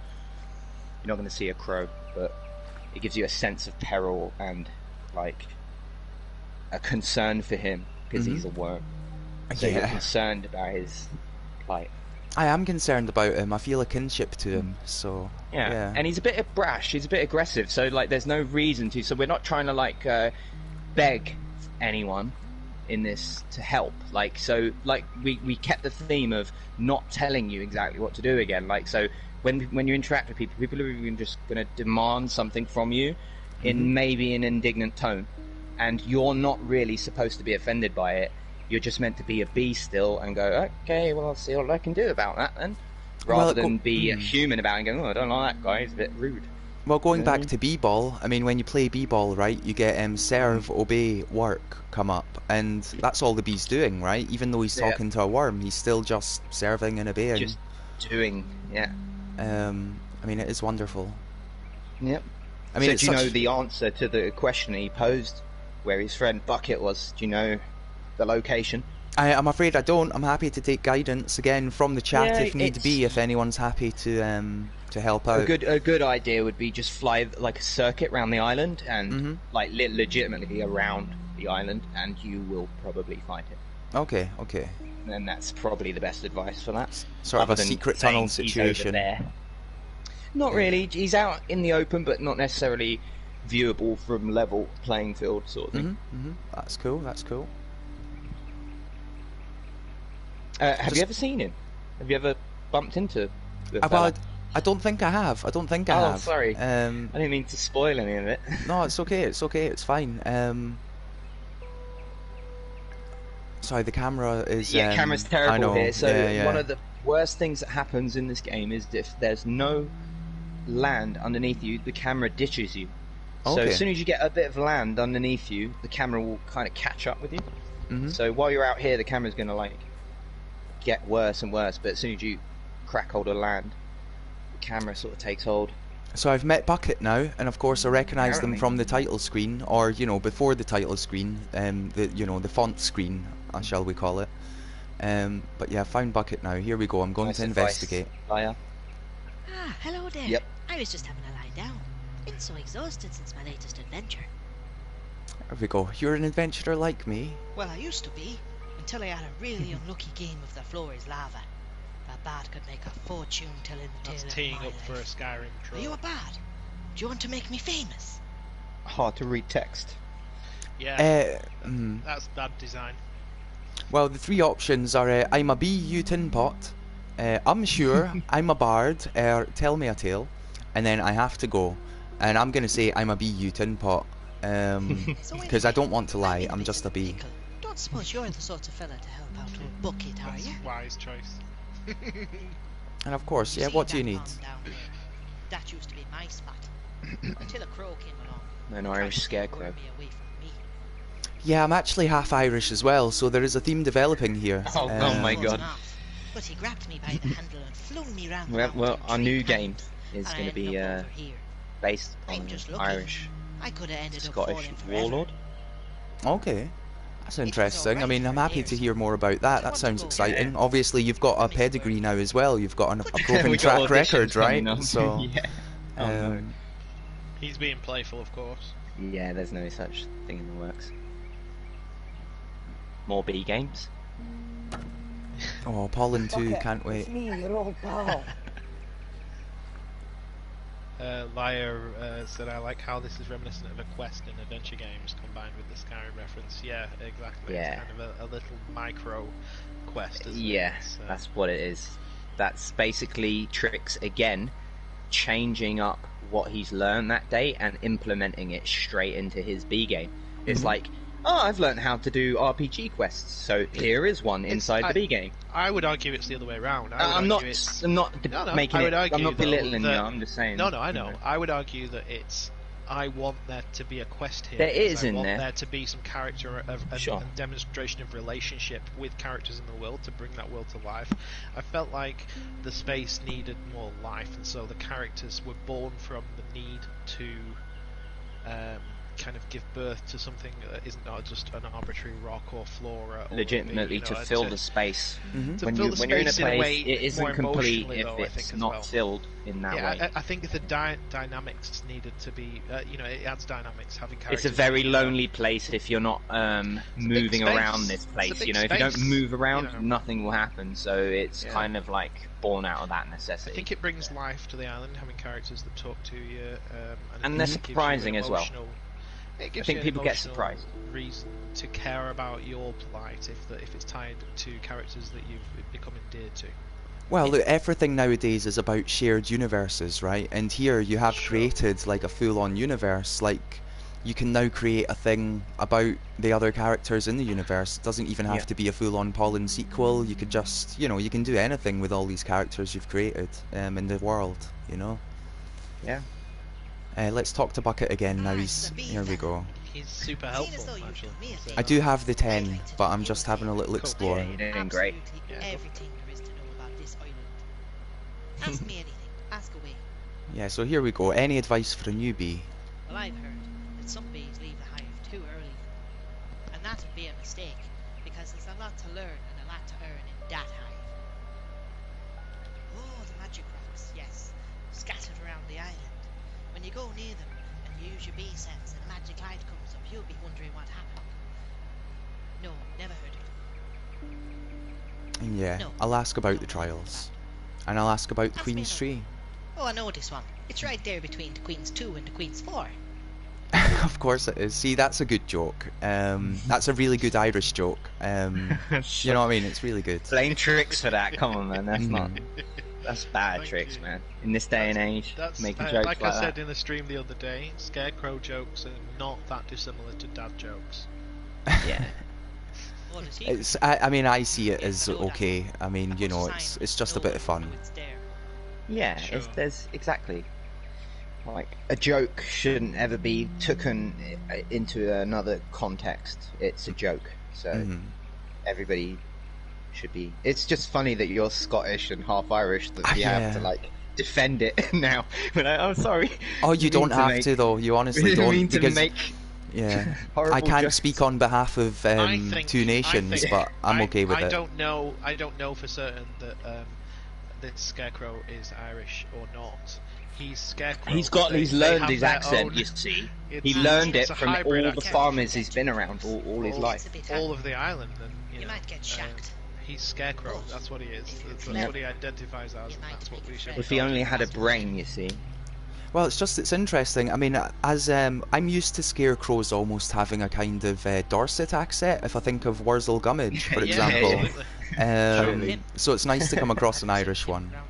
It's because I didn't voice him that he doesn't, by the way, because Trix is very limited in his accent abilities, aren't you, Irish Trix? So he's good at Irish. That's about all he does. Well, I don't know. I mean, and Mexican. I think this is true. Yeah, I would argue that you're right. I think that's a fair point. Yeah, I have limits. But I'm only joking. It's good to identify your limits and know them. Exactly. Was he any use talking to you there? I think often people find that they encounter Bucket quite late. Yeah, I mean, I found that I'd already done that stuff, but it would be useful, of course, if you found him sooner on. And that's the openness of the game as well. The fact it's not linear, you can do things in virtually any order, right? So it's a game design challenge, this, right? So this is a game design challenge you've just hit upon massively.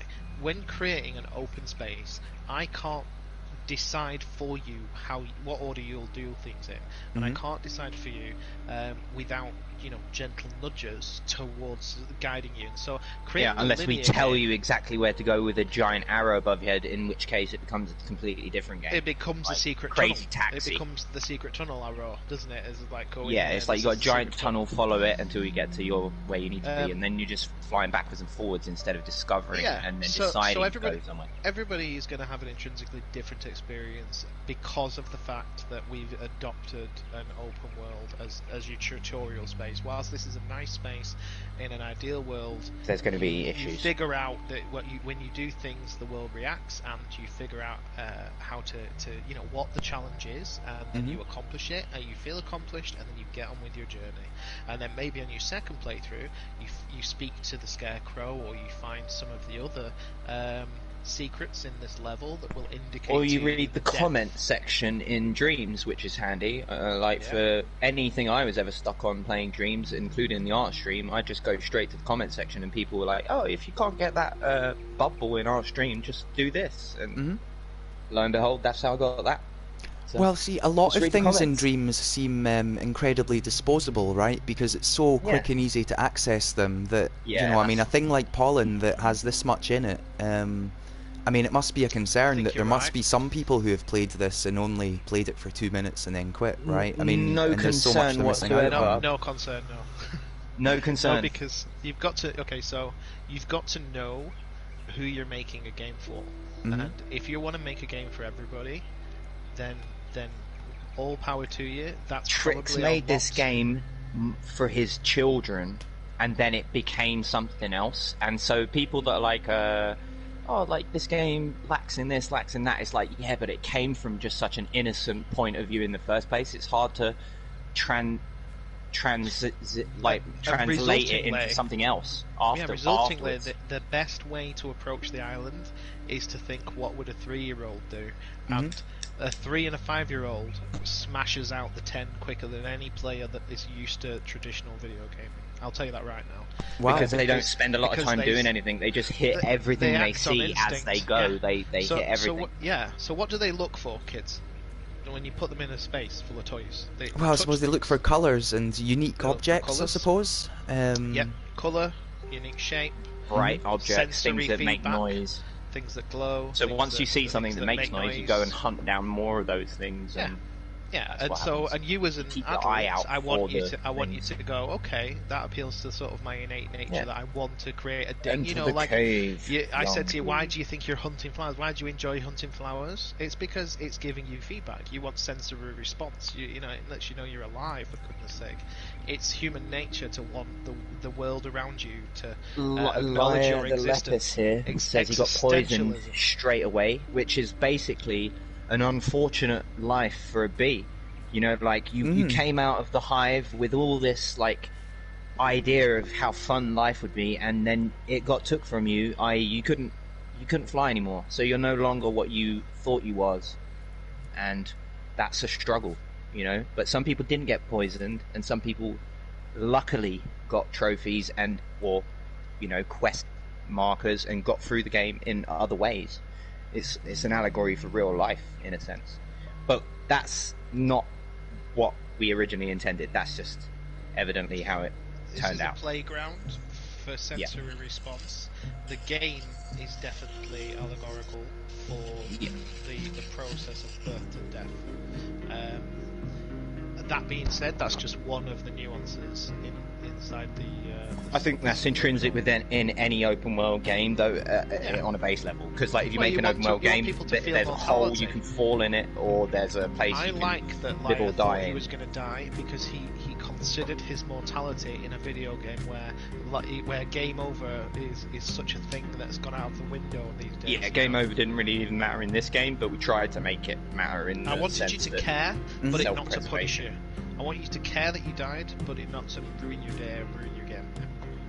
And I know that feeling, having died a few times in this playthrough. I didn't want to die, and I felt disappointed every time I did, but also, you know, there was no great punishment. It was more of just an inside feeling that I had of, oh no, I actually died.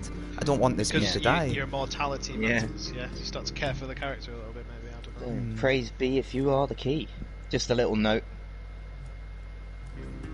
What do you think the note means, out of interest? Just, I mean, if it means nothing or you don't know, then that's cool. But does it suggest anything to you? I mean, not in particular. What I'm trying to figure out what you're getting at now. I feel like there's a lot more to this, obviously. Only that it speaks to the overarching story and the lore, and I'm just wondering if when people read things, they discard them mentally, or whether there's a takeaway from that. That's all. See, I mean, I tend to take things quite literally, so I'm reading it more as just like, hey, look, you've got to do some stuff to get through here. Yeah, that's cool. I don't know though. Obviously, the name Aristeas is mentioned, and you were talking earlier about the lore of where bees come from. I mean, I'm interested in hearing more about that, but I suppose you want me to do my own research, so that's okay. I can do my own reading. The game will demonstrate to you who Aristeas is in the context of the game anyway. Or what Aristeas is, I should add. Okay. So let's go through here. You don't have to dwell on that at all. I just wondered if anything spoke to you from it. If it didn't, and it's like, yeah, there's a bit of information I took. That's cool. That's good. These are layered, so any one of these you can miss, and so this is another way in which your experience is going to. That was a cool animation, I thought, where he shrinks and goes up there. That was all. Trix did these whole scenes that they were really impressive when I first saw them, and the first thing I said to him when I saw both these two scenes where they were animated, the fall and the shrinking animation, I was like, oh no. And he went, what? I said, you got to make a better game now. You've gone and done it. Just lovely sound design here. As you jump on the mushrooms, of course, they make different noises, almost you know, the lovely little wooden percussion noises, you know. Yeah. Thank you. I handled a lot of that when I was creating the sculpt, because you'll notice a lot of the design elements are things that have the sensory response built in. So a flower will react if you touch it, a mushroom will glow. There are little tiny balls in different colours attached that grow off the bottom of them that light up the floor underneath. And these are on sensors that are relative to the impact that you're hitting them with. So Dreams is full of wonderful tools that will allow you to create variance in the response and the sensory response that you give. So if you hit it hard, it pings louder, it shines brighter, and the spread of light that comes out for it is also longer. Now, it's not a big deal. feel. I'm not like, hey, look how great we are. I'm like, hey, look how great the dreams tools are, that I barely had to do anything to achieve that, you know, like, really. Yeah, this space kind of makes itself. It's a big open cavern, you know, it's made with. It's supposed to be one of the last places that you can feel. Yeah, I think physically. people that know Dreams know how this place was made, in a sense. Like, it's like everybody that plays Dreams, they see other people's creations, go, I know. First thing your subconscious thinks is, I wonder how he did that, or I know how he did that, or I know how they did that. You know, so I think this level has that about it. Again, I mean, it speaks to Dreams that in February you hadn't played Dreams and now you've made this, so it's just incredible. Yeah. So here we go, we're in the Mushroom Kingdom.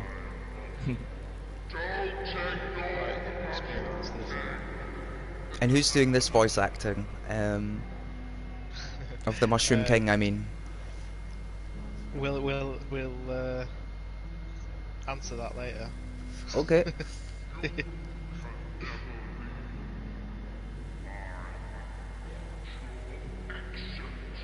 Have you got this far before? I've not. No, this is my first time. Oh, good. Good.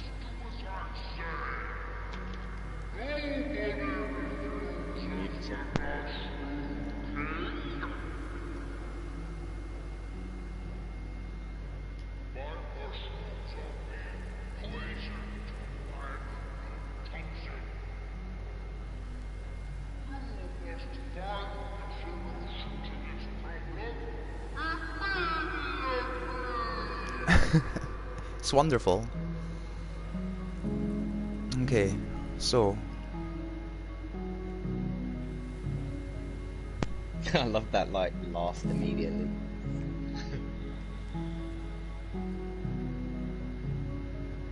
so yeah, let's you know, let's take all the mushrooms, right? Or take all the herbs rather.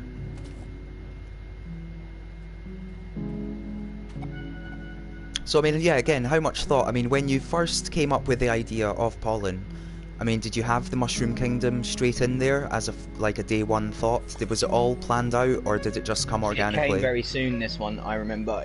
But it didn't have any meaning or point to it like it does now. It was more just a jumping playing space, again, based on the aspect of a playground, I think. Trix decided originally for bouncing around like crazy. I knew where you were going. Where I was going to take you, which will become more apparent later, but I won't spoil it. So I knew what was going to happen later, and this is a opportunity for you to exercise your youthful exuberance. So it's a space to play in again, but it's not the same as the island. It's not the playground concept. It's more of a, I want you to enjoy your physicality as a creature. You know, I want you to go and enjoy, you know, like you can sprint fast. This is the kind of place that I can, like, if I'm playing and my 3-year-old sits next to me, I'm going to hand him the joypad, and he's like, this is so cool, and he loves it, and he'll enjoy that space. So it's a space that could independently be enjoyed for as long or as little as you like. I would say that the narrative is what came later, but the idea for the space is that you have somewhere to enjoy that's colourful, responsive, also ingrained with some small amount of a nod to the future of the design. So here's an interesting thing that I think harks back to game design. When Disneyland is being designed and they want to move you from one space to another space, they let's say they want to take you through Jungle Kingdom into Princess Land. As you start to leave. Oh, sorry. Yeah, I'm saying like hypothetical spaces. Yeah. If you want to leave Jungle Kingdom, as you start to leave Jungle Kingdom, they're not just going to have a wall where you walk into Princess Land, okay? One of the architectural design elements is that you will see 70% jungle. So you'll go from 100% jungle to 70% jungle, 30% princess motif, and there's a soft blend as it gradients between two styles. So what this does is the sand here speaks to where you're going, and the mushrooms speak to where you've come from.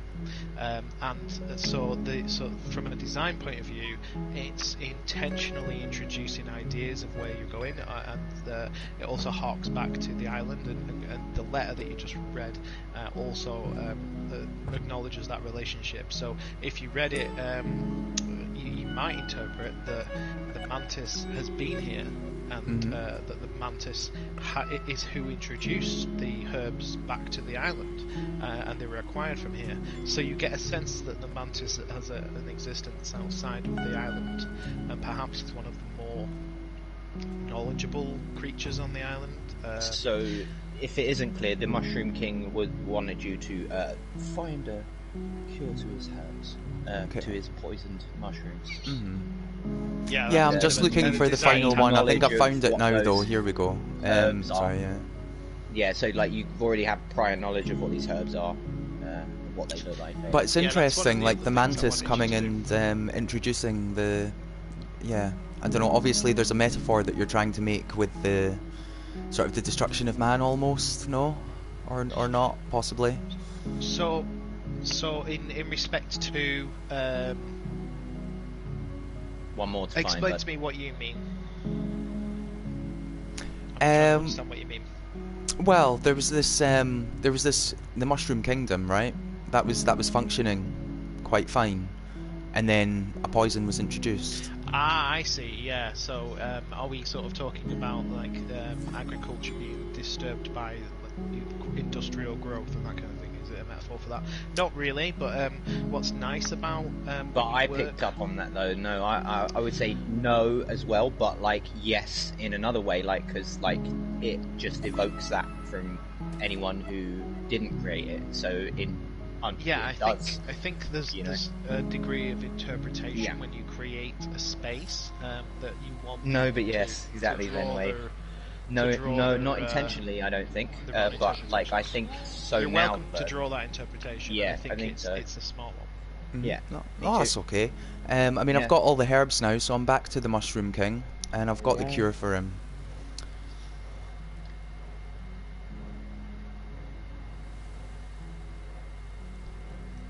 Oh, hello, Beak. Cool. You're bigger than you look from up there. What does he look like? I'm the Mushroom King, ain't I? Like most. Oh, I went too big. No, go ahead. It's fine. I'll press triangle when you're ready. Go ahead. No, it's okay. It's okay. Okay. Sorry, I have to trick you, but nobody listens to me. Yeah, it turns them green, and I don't like the green ones. It's exactly like midget gems. Oh, the magic ward on the door. I left it there ages ago.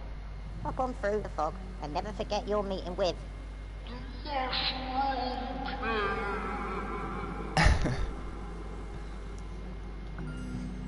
There we go. Wonderful, wonderful. So who was that based on? That voice. Somebody in the chat. Somebody in the chat has it. The chat flagged it. Yeah. Yeah, chat's got it. Oh, of course. All okay. on Valentine. Getting the labyrinth vibes. Yeah, you got it, baby. It's the one. Yep. So if you're not aware, there's a film called Labyrinth in the 80s with David Bowie main character. There's a little snail in that or something. Does pretty much the same gag on you.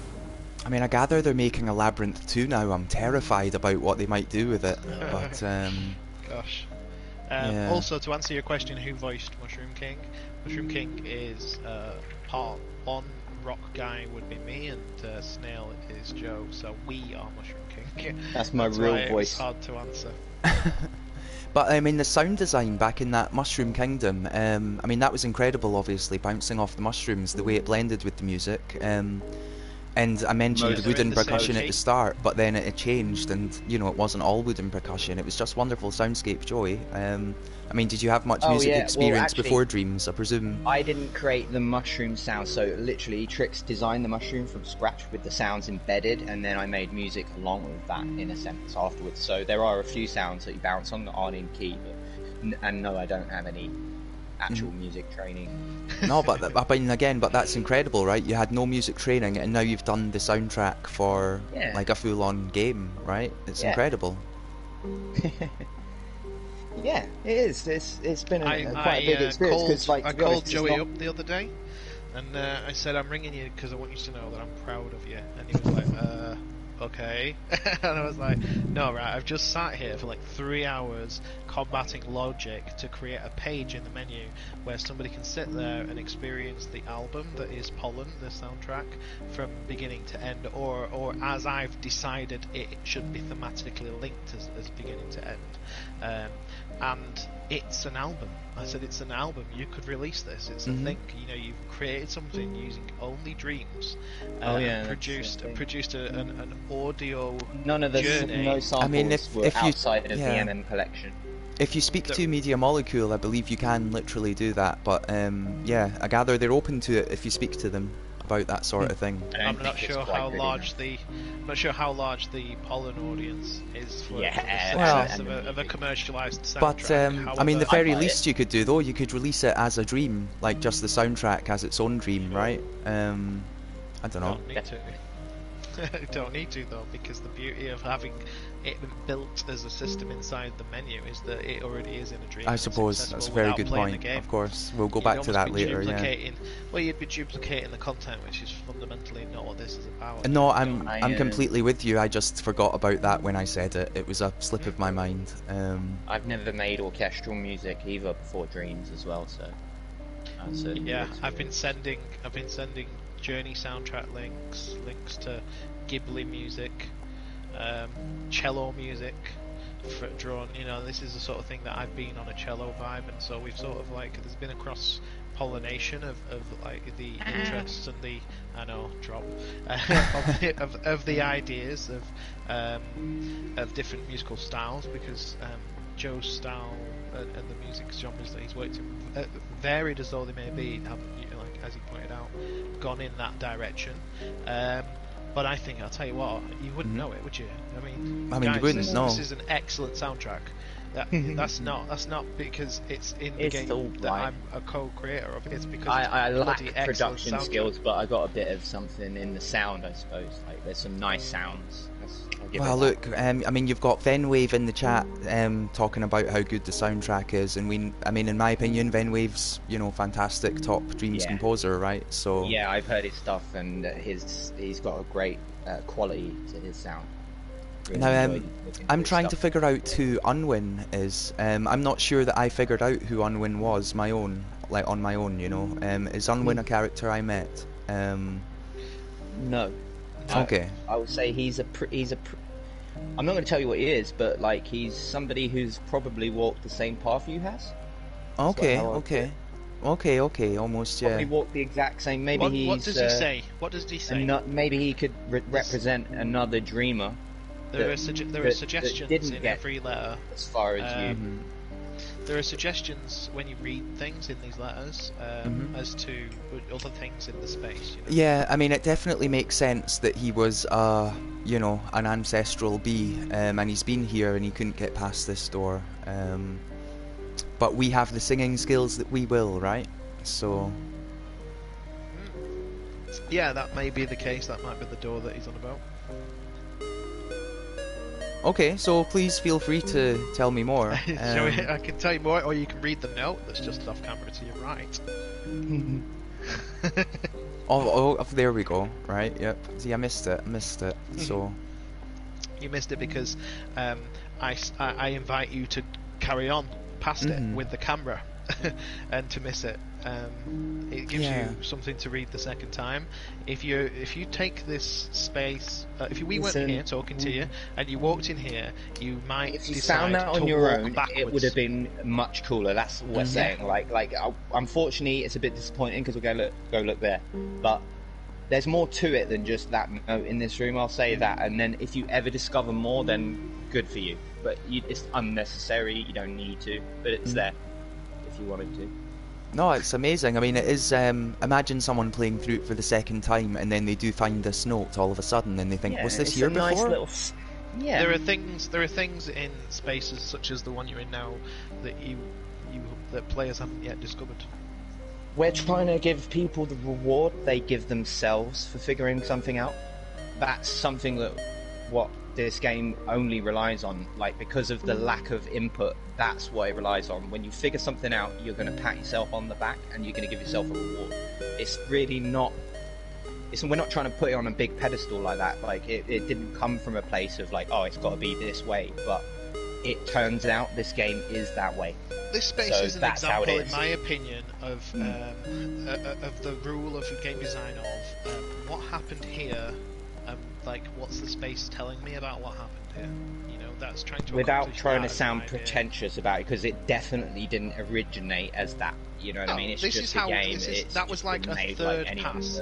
That was on a lore pass. You know, when you look at a game and you build your rooms, you frame it, you get to a point where there was a point where this was a box with a door that picked open. Then on a lighting pass and an ambience pass, you know, I wanted when you keep them in a bit longer. The fires light up when you get near them to show you that the room, you know, has a relationship to you and knows you're there, and that maybe to hint to your magic.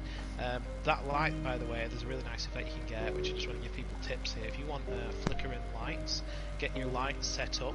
They're not created from the light you can see. They're another light that with a recorded movement that's been sped up very quickly in order to create shimmer. That's why they're different, and hopefully you're on about the reflection of the if you look on the walls to the left. Yeah, the left and the right, just to give you an idea of like that.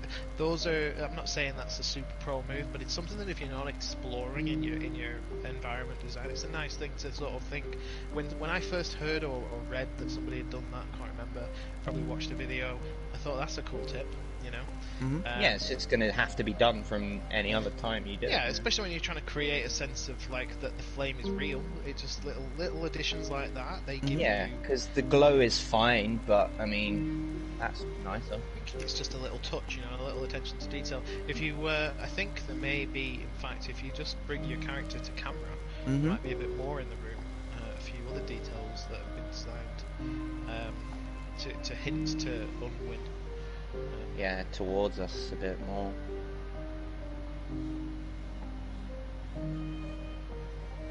Yeah. So, I mean, X marks the spot, right? It does indeed. Looks like there's some. Wonder what that means. You have a light. Anyway, let's move along. If you press L2, you have a light that'll appear from your antenna. You've got your own glow. So you can use that to light up darker areas, and then can illustrate different things. Oh, okay. So, you know, it might not necessarily. That doesn't correlate with here. Yeah. Okay. Yeah. That might. There's other places in the game that's useful for. If you ever find yourself in a dark environment, like that's pitch black, and you want to have a look around, definitely use it. No, that's cool. I mean, I'm looking at the design on the wall here, right? And they remind me of the things that I was flying around and picking up during the night time. I mean, is that what they're sort of based on, or reused asset, doubled up spinning? Oh, it's very cool. It's very cool. Venway, Liar said he hasn't discovered that. He or she, I'm not sure, hasn't discovered that yet. Take a look around there, Liar, and it's an interesting space. You might find something. But that's just a little tip for joining the stream past midnight.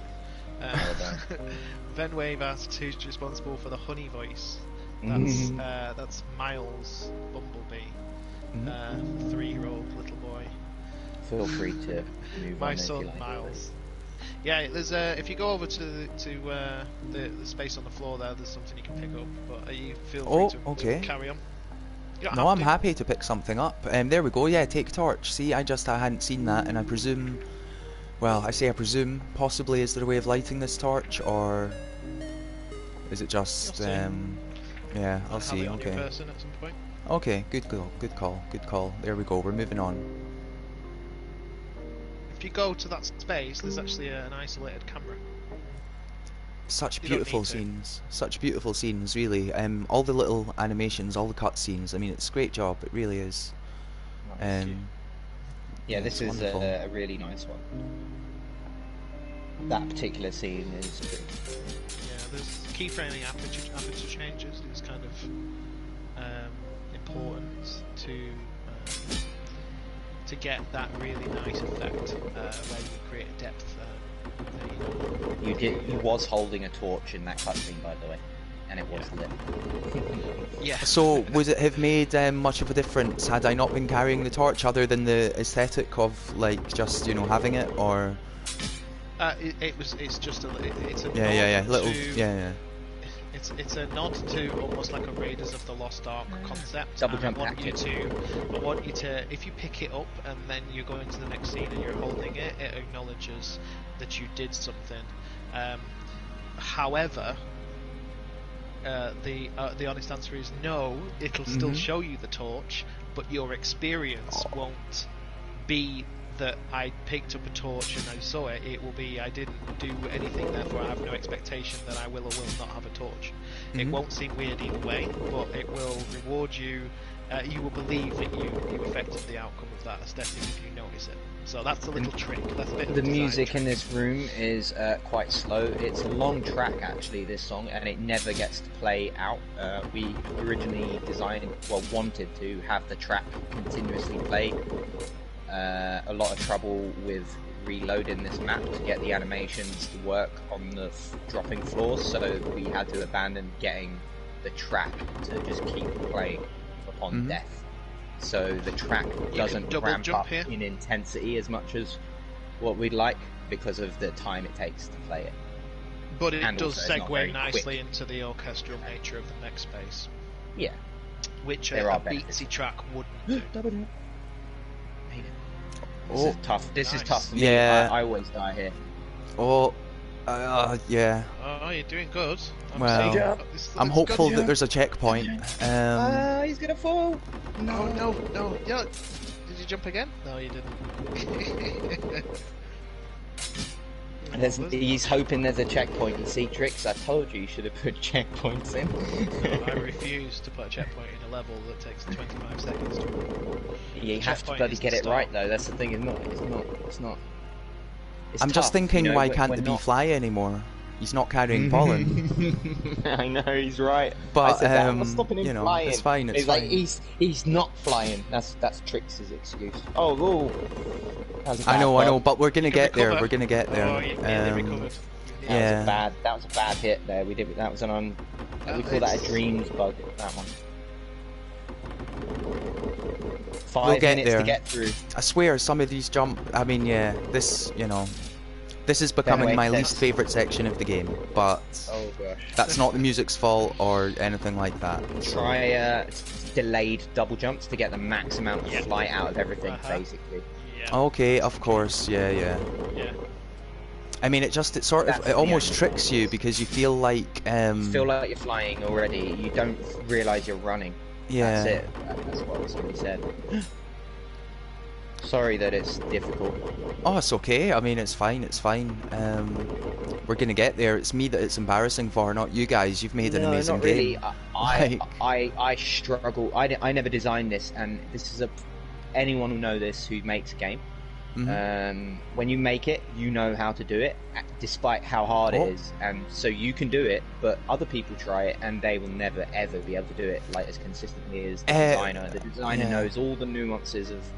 Like not to do what you just did there, you know. I didn't jump there. Honestly, didn't You jump. had it. No. Have you not noticed that you're learning though? This is it. You're learning It's how to do it. bloody tough though. You're getting better at it.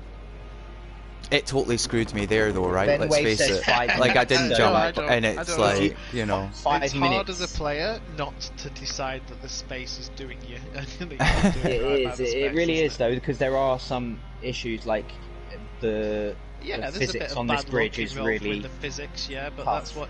But you won't get a bridge like that, and that wonderful sort of swaying depth effect that you get where it's dynamic. delayed double If you jumps. try and That's double what you jump, get. there you go.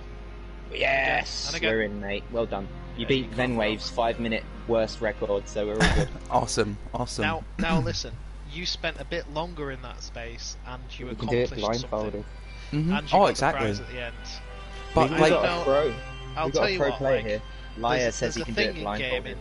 Nice. There's a thing in game in which you play it. It's hard. It's annoying. You're like, I don't like it. about I this was scene? listening to a game designer talk about how this he scene, makes games that are really complicated, and the first thing that he gets off players is messages saying this was overly hard, it took me far too long to figure it out. And he said, and these players, they complain at me for the first hour or day. He said, and then they turn into the players that are playing your game 6 months later, endlessly, because they got over the hump. But we won't ever have that, because it's not a real game, it's just a game on Dreams, so, like... Well, yeah, you see Steam reviews that are like, this game's terrible, but the person's played it for 200 hours. For hours and hours, yeah. That's common, actually. What about this scene, Trix? Tell him about this scene. When you fell in after your run, you fall into this, like, endless sands environment. Cameras are a bit dodgy around here. Yeah, the cameras in this scene are the real end of game boss. This is so difficult. I spent a lot of time trying to achieve something that I think we fell short of, or I fell short of, but you've got to reach them and just try and get what you want. So there's lore. This is perhaps something that will. It's a space that if you do.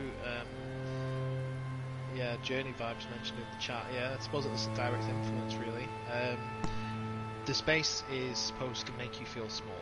That's one of the things that you should take away, and you probably would do inadvertently, especially as the cameras don't run with you and they keep you physically small as you move away, which you'll experience. It's a space where there are some secrets if you explore that I suspect. There's that game company Easter egg in here, but we won't point you to it. It's just a place to find.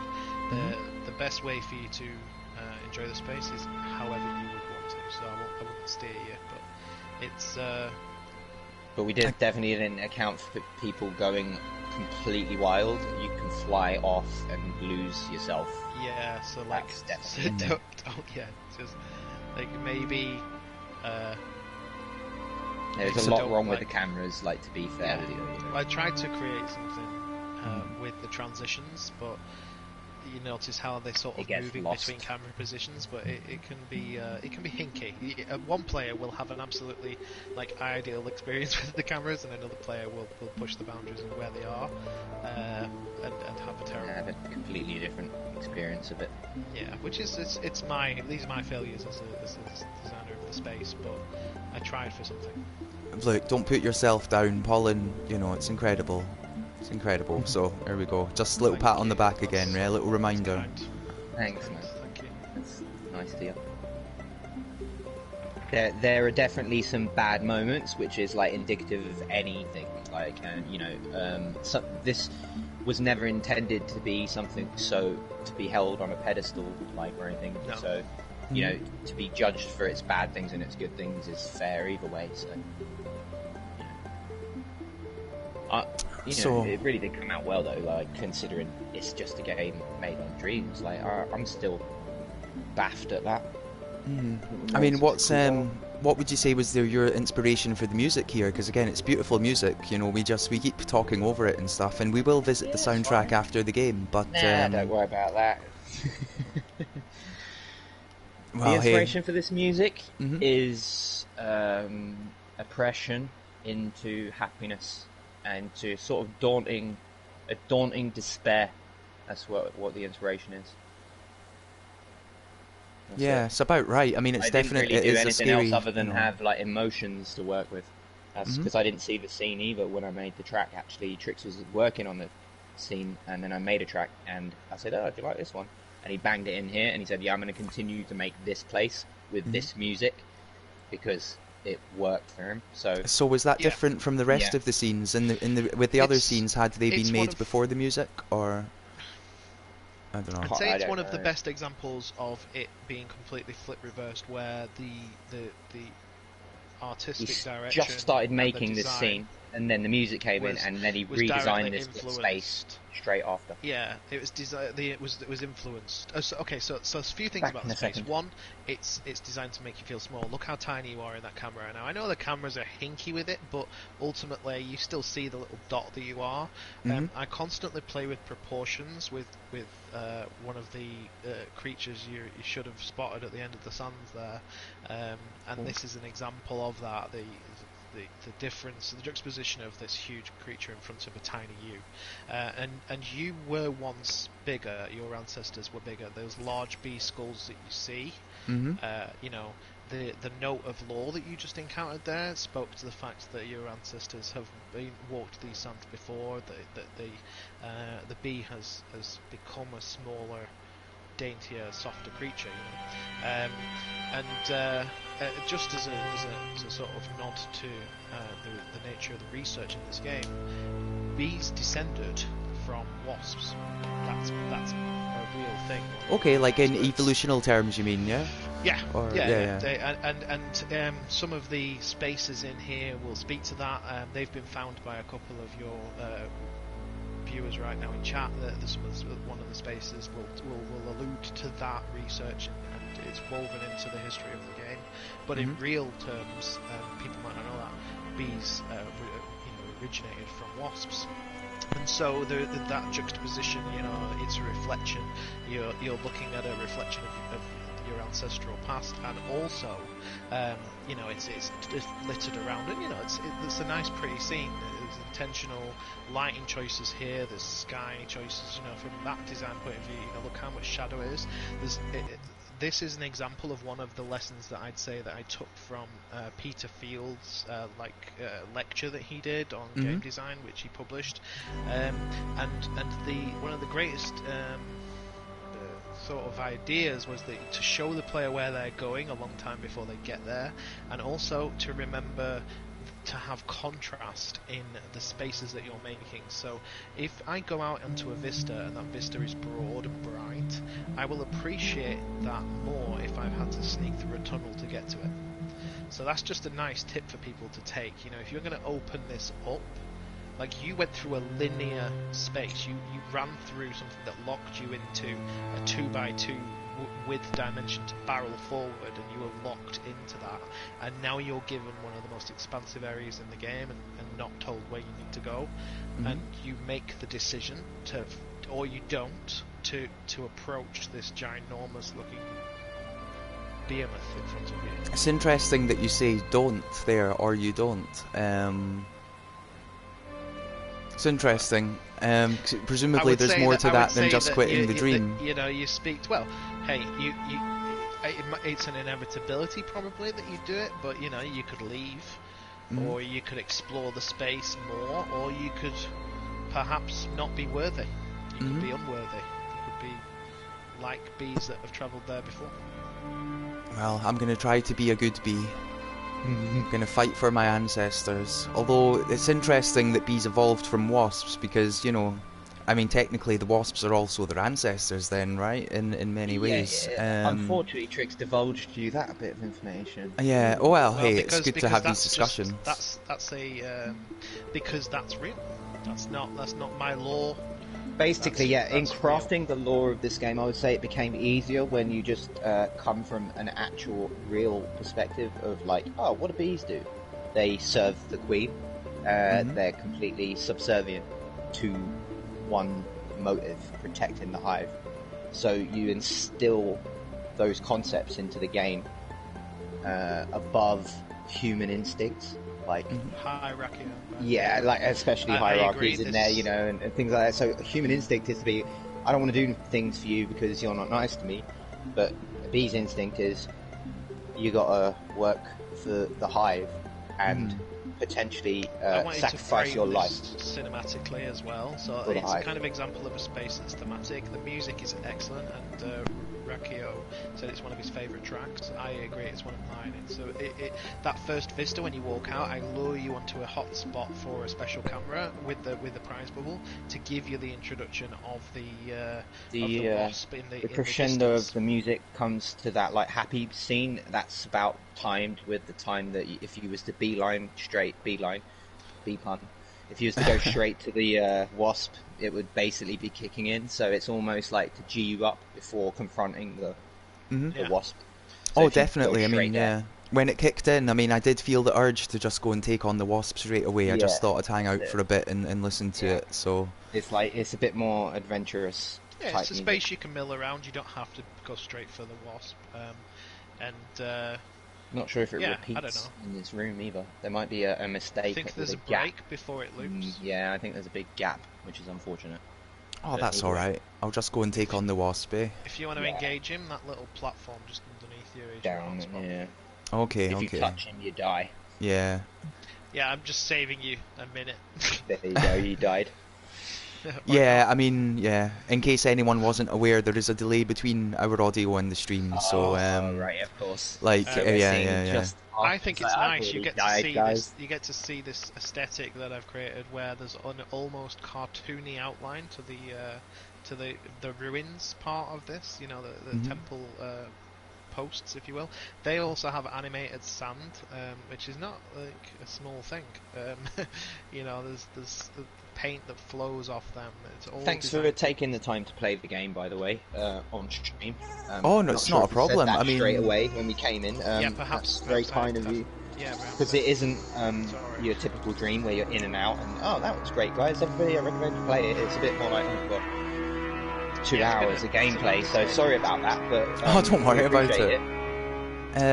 It's amazing to find little gems. I mean, when I actually discovered Pollen, right? I say discovered. I mean, I was stream surfing, right? Saw this. You mean Trix bombarded your Twitter feed with it? You mean if you follow him? No. Here's the thing. No, genuinely, discovery. yeah. I know. I saw it happen live. And it only had 2 thumbs up from 12 people who have played it. You didn't see the Dreamscom booth? Oh, there's too many Dreamscom booths. Oh, I know. If you spent 2 minutes at every single Dreamscom booth, it would take you 16 hours to see all of them. That's a fact. That's actual maths. Really? Like, that's how many there was. A good job we were in room 5 then. Because I think that's about everyone's breaking point. 15 minutes into that, where they were like, "Oh God, I'm tired." Yeah, that's true. But, yeah, like when I found Pollen, 2 thumbs up from 12 players when I discovered it. Nice. That's just That'd strange. been me. That was definitely me. I thumbed it up immediately. I mean, I'm glad to see that it's getting the love now, but Thanks, dude.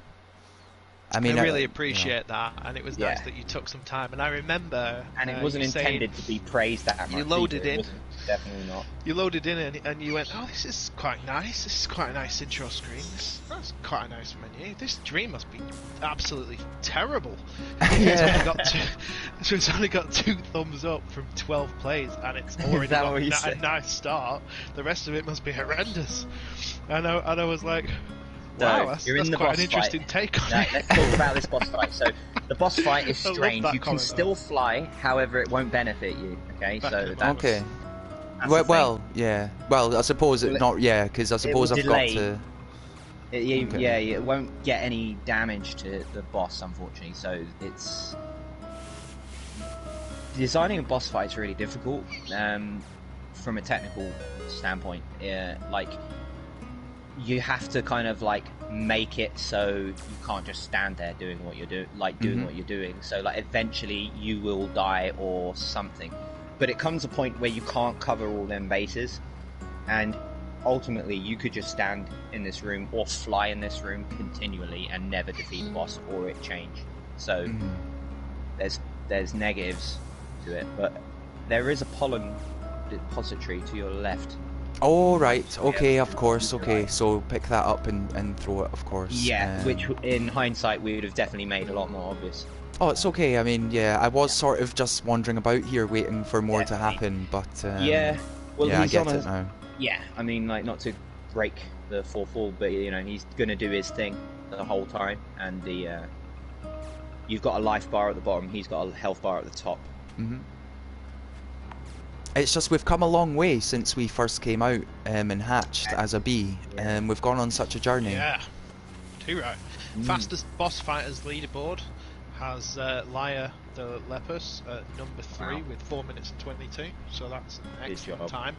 The average is just under 10 minutes, by the way. It's like about a 9 minute boss fight average, because some people went into 16 minutes on this boss fight, and other people do it in 8. And I, you know, on a bad run, it will take me 5. So. I feel like once I get into the rhythm, it will be fine. Once I hit him once, I feel like I'll sort of have it, if that makes sense. It's definitely it suffers the same problem that the actual basketball game suffers in that if you're not the creator, you don't know the optimal way of doing it until you may do it, and you might not even recognize you've done it as well. Like, so you might hit him in the optimal way and then just move on and continue to miss him a dozen more times afterwards because you didn't really There we go. Oh, There yeah. Sorry, I just hit him. I know you've not seen that yet, but yeah. I mean, basically, it looked like I didn't hit him, but it counted, so I'm taking it. It's fine. That's it. That's it. You got that one, bro. Yeah. Good shot. That's a good jump-in shot. You can just fold them on the ground. I'll give you that tip, and you can use the lanes there in the middle to line them up with. Okay, so yeah, I'm getting that now. Actually, yeah. I just hit him again. And centre lane. Yeah. That's a good shot. The shocking one you got in there. A lot of people have struggled with the boss. It comes down to the fact that we were unwilling. Trix mainly was unwilling to change that fact that it was going to be hard. So that's just part of it. Mm-hmm. And I think it's probably a good thing, because once you do know it, as some people, even though it's just a Dreams game, we wanted to have that kind of step above where if they don't do it, they don't do it, and that's kind of cool. We're going to have people complain, and you're going to get the comments, oh, that was just way too hard, and yeah, it is, but so what, kind of thing. You know what I mean? Hard. I don't really know what I mean by that. I'm not trying to be rude or obtuse, but no, I know exactly what you mean. Yeah. Old games were hard. Because you can be good at it too. If once you just say you just went and done this boss over and over and over again, and then look, guys, I can do this boss in 2 minutes. We'd be like, good on you, mate. Wicked. Because it can be done. There you go. 2 minutes 57. 27. But, 27. There you go. But 2 minutes 27. Yeah, that's my time. And so you've learned how to hurt him now, as you but I mean that's not even. I feel like the biggest advice was the bowling lane advice. Yeah. Well, there are visual cues to that as well. You'll notice he comes up through the middle. He doesn't come in from the side. There's a line straight in front of you there. The use of tiles is on purpose. And remember that you might not like Pollen Ball, but Pollen Ball was designed to give you a tutorial on this. Oh, I love Pollen Ball. The thing is, these mini games you've made, they could be dreams in and of themselves. The fact that you put them in as mini games, I mean, it's just the fact is that these could be dreams in and of themselves, but they're all inside of Pollen. How about the? You want to know a really interesting fact about some of the audio in here? The noises from the wasp boss. I like your technique, Tenny. You're fighting him very well, man. Yeah, I'm trying. It's good for a brand. It's your first go at this boss, right? Yeah. You're doing a heck of a lot of better than I've seen so far. You can just tell people that are good gamers and not. That's just one of the things. And also, somebody, as you pointed out, you've been playing games for a long time. As long as I have. By the sounds there's of things. intrinsic things. I mean, this is difficult. It comes from you don't just learn. This game hasn't given you that much hand-holding, and some people find that this will become arduous if you don't get something clicking where you're like, I can hit him doing this, you know what I mean? Once you know you can hit him doing an X, it will get great in other ways. He has patterns. Oh, of course, every boss, when you played Asteroids years and years ago, there was a pattern you run. He is patterned. I have gone to some lengths to give him more than one pattern, and the things that influence his patterns are timelines inside timelines inside timelines. However, you can learn it. You can identify from where he goes what he's going to do and what your best approach is. So, for instance, Stinger is quite a frightening attack, but it gives you an excellent opportunity to pop the Pollen Ball right in his face if you Chris Eubank him and stand there and you jump the Sting and whop him in the face. You want a fast time in this game. I mean, it's an unfortunate thing. But you've got to approach it differently. That's all. Not differently to how you're playing, but how I've seen people with times of say 15 minutes play. You're on for a good 6 minutes here, which is pretty much the average, which is yeah, you're doing great. No, that's fine. I'm happy to get the average on my first attempt. You got in there. You're doing great. I mean, look, guys. Sorry, carry on. We know that. I mean, it's not immune from criticism as well. On top of that, it's not a perfect. And we heard a fair criticism the other day. Which is all of them are fair. To be fair, everybody that we've hung out with in the stream and saw play on comments, I say thank you very much to them for bothering to play the game and stream it. And a lot of the time, comments are right. Boss fights can make people be a bit feel a bit beat up. Boom. You know, and Ooh, feel you vulnerable. missed him. Nice try. Feel a bit vulnerable, but ultimately, you know, without something that is difficult, you have to overcome something to appreciate that you overcame something. You have to challenge you, otherwise where's the reward? You know, and if you're a player that enjoys overcoming challenges, then a boss fight can be quite a fun experience, even if it is hard or hard. Keep even bowling because them it's down the janky. middle, whether You he's know, there this or is not. Dreams. Creating an good call. experience Keep of a him boss going. fight in Dreams. Keep him going. There's not many in Dreams that I've seen. I know Ethan Goes to Work is an excellent dream, by the way. If you haven't played it, you should play it. And that has a really cool boss fight in, which is layered and much cleverer than this one. But it speaks to, you know, the fact that there's not that many Dreams games with a cool boss fight. So I wanted to try and do nobody's got a something. boss fight. Well, actually, the ones I've seen haven't had a boss fight. I'm sure there's plenty. I'm sure And that's the unfortunate thing about Dreams. There's so many Dreams that are absolutely spectacular. They can be in many ways, like in storytelling, art, concept. I played some Dreams that have blown my mind, but that Matthew Broderick dream, where you're a detective and the detective's voiced by Matthew Broderick. Yeah, that's so good. I can't remember its name, but I remember. I like the chamber. The guy who does the chamber, like that's a really cool concept. You're just walking through like white tiles and they change colour. You walk up the walls. Yeah, do you remember the movie walk around The Cube? in circles. Yeah, I think it's make Cube. me think of The Cube all the time. Yeah, I mean, The Cube, yeah, definitely. Fenwave writes, loving every word. I really respect that you had one successful element, but you didn't just sell and publish B-Ball, you allowed it to fully form into something more. Well, I'd definitely say that B-Ball was like a side. When you're producing a big project, having smaller, isolated projects within inside that can be really good for your kind of mental health and for your creative health. You know, like keeping what a shot that was. I think I've found a new technique, by the way, boys. You got the one, man. You got the sideways. Is it the jump the and lob. then release on the side? Jump, Is this a new technique, or is this something you know? It's not new to us. Yeah, that's good. That is good. No, it's that's not new to me. But that's I'm new to aware me. of it. Oh, that's there we go. I got there in the end. I got there in the end. I'm gonna use that. That is on. Look at you hitting him 12 times. Yeah, I just want to replay it now and get top of the boss scoreboard. You could do. Now there is an isolated version of the scene, which is fastest boss battler, and I've created a way for you to quick start it. And also leave it. So if it works and it isn't bugged, there is a small bug in the game where sometimes the boss at the end. Sometimes you don't unlock it. There are little nuances in the design of this space. Here he is. You defeated the bee. Congratulations! What a victory that was. Victory pose there. Victory pose. Spectacular. Yeah, well done. That was a good one. That was a great time, I think. Yeah, it was a good ending. I've never seen. I'll just finish my point about the audio. A lot of the bee audio, where he's making very obscure, weird bee wasp noises, were drawn from actual spoken lines from Samuel, my 5-year-old, where he was giving you verbal, like smack talking you, and then it was drawn out and created into stretched and manipulated and distorted into wasps, a wasp voice. So a lot of that audio design is a 5-year-old giving you shit. It's beautiful. It's amazing. I think it's amazing to, you know, I mean, to make a game for your kids and with your kids involved and stuff. I think it's incredible. He says wasps are superior. You can't defeat me. There's a lot of smack that he's laying down on you. So there's a new audio track in here that's sad, and ghostly. Mhm. Well, it's quite sad. I mean, yeah. Yeah, that's what it's about.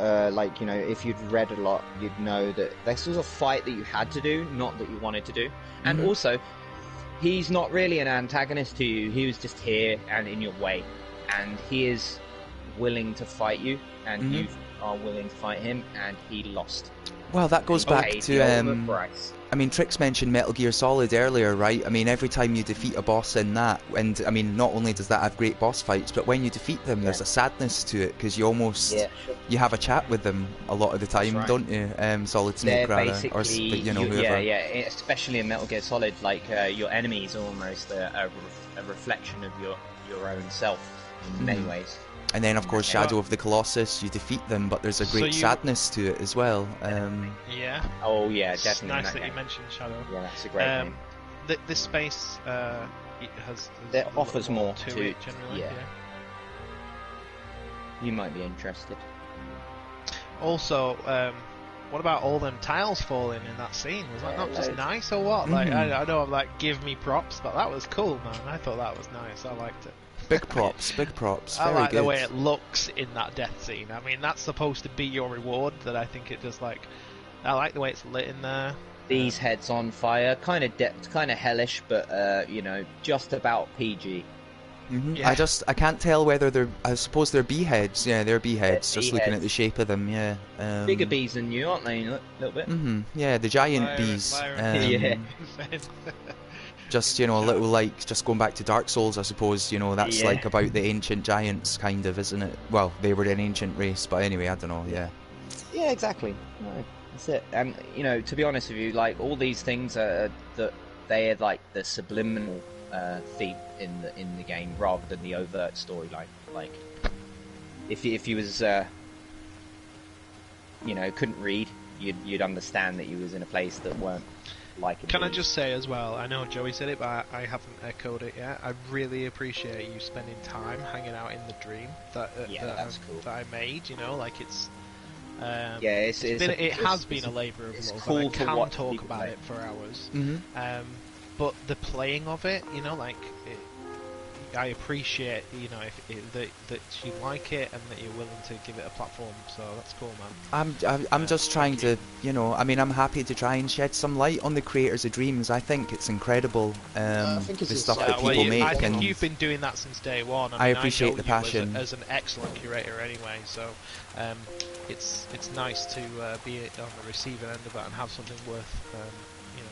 Highlighting and giving some exposure to, so thank you. Thank you very much, man. I mean, I mean, it's not just about the people here in the chat today. I mean, this should be a decent like VOD as well, right? So I don't know, man. If people don't curate and highlight and give space for a platform for other creations, this doesn't work. You know, there's a reason that should be a thing and that should be rewarded and acknowledged. I acknowledge that. I think it's so important, and creativity as a whole needs more of that. We have less museums in the world than ever. We have less points of exposure for creative work. Yeah, we've all been on lockdown for 6 months as well, by the way. That plays a part in why this game took 6 months too. We've all been locked in our houses for a long time.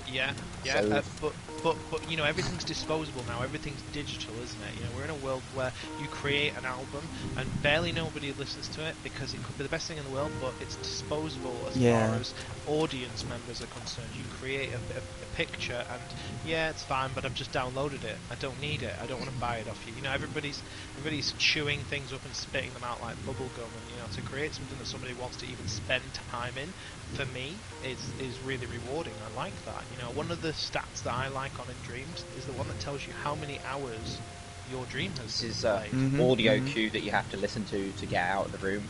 The water fills up. Okay, I better be quick then. Sorry, no, I don't stop talking, you'll never leave. Yeah, I'm trying to shut I did notice the water filling up, but I sort of presumed that it would not kill me. But okay. There's a couple of things as a creator that I want to point out. The flow on the water as the fountains that come out from a mantis head statue hit the water, the flow goes up, the splash marks go up as the water goes up, and as you move around there are tiny little bubbles that you leave in your wake under the water, which are easily missable, but nuances that I feel like if somebody's sat up at 1 in the morning watching a stream of our game, they deserve to have that pointed out to them.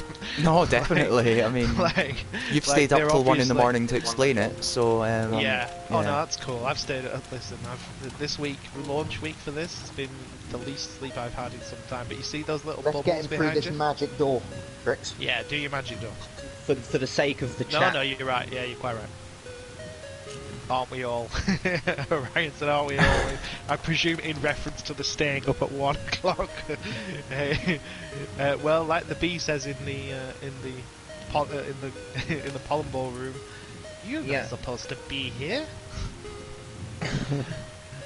Go ahead and do your thing. I'll shut up. There we go. Totally there we go. It's done. Should interview as many different creators on Dreams as possible, even smaller Dreams. That are yeah. You know, just to interview them to get their perspective as much as possible, because it's just interesting just to share anyone's sort of artistic point of I view. agree. Even if it's not restricted to a game. Yeah, I mean, look, I was going to say, I mean, look, this is all very last moment. Basically, I mentioned to you in a chat the other day, like, oh, would you be interested in doing this? And then, not, you know, maybe an hour before this started, you said, yeah, sure, how about tonight? And it's like, yeah, okay, cool. And that's brilliant, and I'm really glad we're doing it. But I would love to do more things like this in the future. You could be the Frost of Dreams. No, I'm only kidding. Just like, yeah, interview loads of people about all their games on Dreams, because Dreams is such a weird place, because we're just well, everyone's normal, but we are just like normal people, and people make games about things they're not really interested in, I've found. Yeah. You know what I mean? Like, Trix has made a bee game. Like, by no means is Trix a beekeeper, had any knowledge of bees previous to making bee games. There's no association with bees. You know what I mean? But I think people are strange. It's like you find somebody on Dreams, you go, oh, who made this xylophone game? And you're like, oh, right, it's a goth guy with a mohawk. You know, it's like, oh, you like xylophones, do you? So it's an interesting world. You find all sorts in Dreams. It is incredible. It really is, and it's all passion, right? Because no one's going to. Yeah. Like, even the guy making Mario it's getting not being run over by a bus is passionate about it. So. Yeah, you're the editor, so you're not running it past anybody. Is it okay to put this here? Thank you, Orion. Yeah, it's an incredible dream. It's an incredible dream. Great job, great soundtrack. It's just incredible. And I look forward to when you put the collection together and you publish it, just to have a look at some of the assets to, you know, just to make it easier mess about in other things. There may or may not exist right now about 3 different versions of collections of assets that I've at some point like made a run at and then realised that it's like 4 in the morning and gone to bed instead. So there's definitely a collection with about 15 of the nicer assets. If you want to have a nosy, you can. You'll find. So you made it to the Queen physically. Yeah. I'm quite excited about this. If you can make your way to me, I will explain. You see that sun in the background? Don't tell him that. That's fog. Okay, so that's interesting. He's so then, proud of that. He's proud of that. I'm proud of it. See, I wouldn't have thought it was set, Dreams. That's sets. It's like that's sets, man. Little it sets. Just like the tutorial taught you how to do tricks. Well done. Very good. That's incredible, though. It is incredible, all these little touches that you put into it, right? Because you know that 99% of people don't notice these things, right? I do. I mean, yeah. That's why I'm trying to point them out. Because that's the point, isn't it? Everybody just rolls through. But yeah, you carry on. I want you to experience. No, it's incredible. I'm just watching the sunset. Okay, let's bow. Okay, let's do it then. It is actually going down, so I'm not a liar. Welcome, my child. I expect you have many questions. Allow me to explain. Shout out to Venwave. He had an awesome playthrough of this game yesterday. I watched it again on stream. The video version of it. Good. I myself, He's a really positive guy. yeah, I was there as well. I caught the end of it, and it was it was good. I mean, loving it. But like that, all that positivity, like, is really cool. Like, so. Our precious world must always be good in the stuff. hands of the caretaker. Yeah. The special being known as Good. Yeah, no, He's been an absolute ambassador, so that's nice. I mean, I've made things in Dreams as well, and I mean, I've seen, you know, when you see someone playing it on Twitch, it's nice, right? Or at least it's nice if they appreciate this is the it most anyway. self-indulgent I've been in 6 months. Yeah, it really is. We're like two voyeurs. We're like, oh look, someone else is playing it. Someone else is playing it. Like, we're I don't mind people. if somebody's playing it with 3 viewers and I'm the 3rd person. I'll still watch. Like, you know, I'm interested to see how people engage this space where there are options. And I've, you know, when you give people lots of things that they can do, it's very interesting to see what they choose to do first, or what they find as well. You know, some of the playthroughs are vastly different. We've what had does she want, this woman? We've had people be super salty about this game on stream, and that's okay because you know it evokes any response. They were fine. God bless them. Let's go.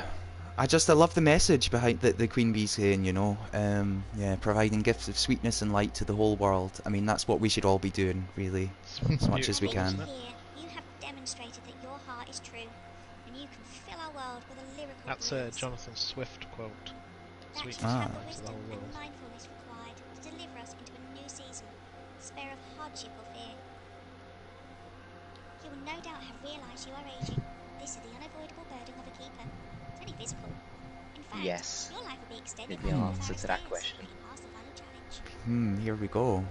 Are you prepared to make You the would think that a ultimate B game sacrifice would be for so sort of philosophical and stuff. I know.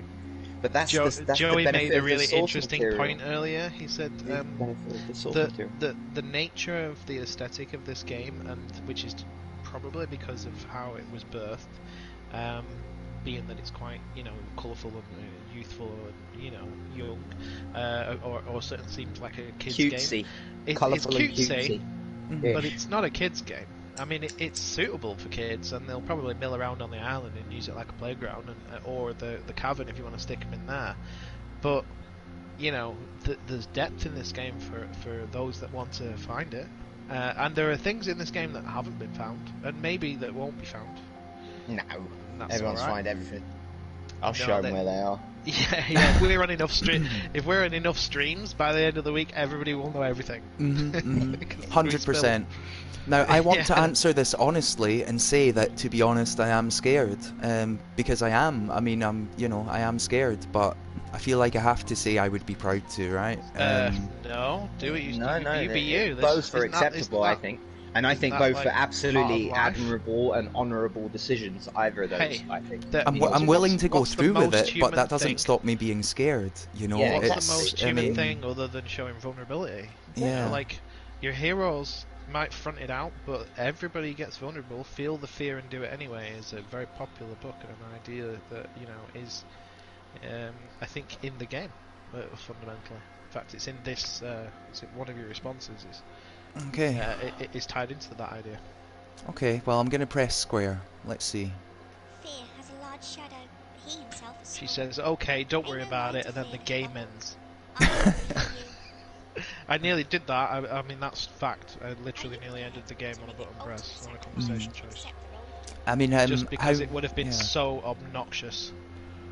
Well, you could set up like a special scoreboard so that only people who do that that just appear on quit it. out. Opted out, yeah. Yeah, decided not to carry on. I mean, you know, this is that nearly happened, and that's true. That would have been really bad to do. It would have been terrible, but I would have enjoyed it if anybody streamed it and picked that option. It would have been brilliant. The shock. Then you must agree. Just a game over screen.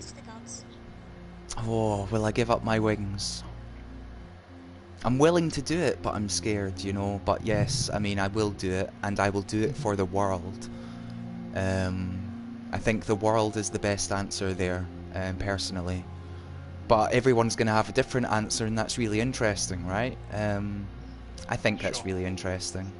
And by now, you would have arrived at your own conclusions, made your own decisions about what the law means and what it means to you, and what this entire experience means to you. And you might be like, yeah, click, click, click, or you might actually engage it. Or give a damn. And if you do engage it, then it's very personal what you choose. You know, what do you think? But what this question really is saying is, what's important to you? You know, religion, community, people, relationships. Or self, you know. I love flying and I want to carry on doing that, thank you. And you know, like some games will reward you for being true and saying, okay, actually I want to do what I want to do. I'm not saying that I've done that, but it's important that somebody makes that you answer the question. We and appreciate that the fact that you're able to play a game and immerse yourself to the point where those kind of questions actually matter to you, and it isn't just a click, click, yeah, whatever, show me the rest of the game. Like, that's really nice. I'm just laughing at OG the Enigma. Fly, you fools! I love that. The world is yours. Oh. Look after it for us, keeper. How Ben says, I love that not only are these options different, but that you can interpret them in different ways. Yeah, absolutely. It's incredible. And again, I'm going to go for Keeper of Truth. That's a good one. There we go. And that speaks to your personality, I think. Well, I hope As so, the voice, anyway. You know? Yeah, I agree. Liar, yes, there is a relationship with the real idea of a beekeeper having protect bees. There's, I think, actually bee conservation is immensely important, and the idea of protecting bees is something that we should all probably be more mindful of, but I tried not to turn the game into an overt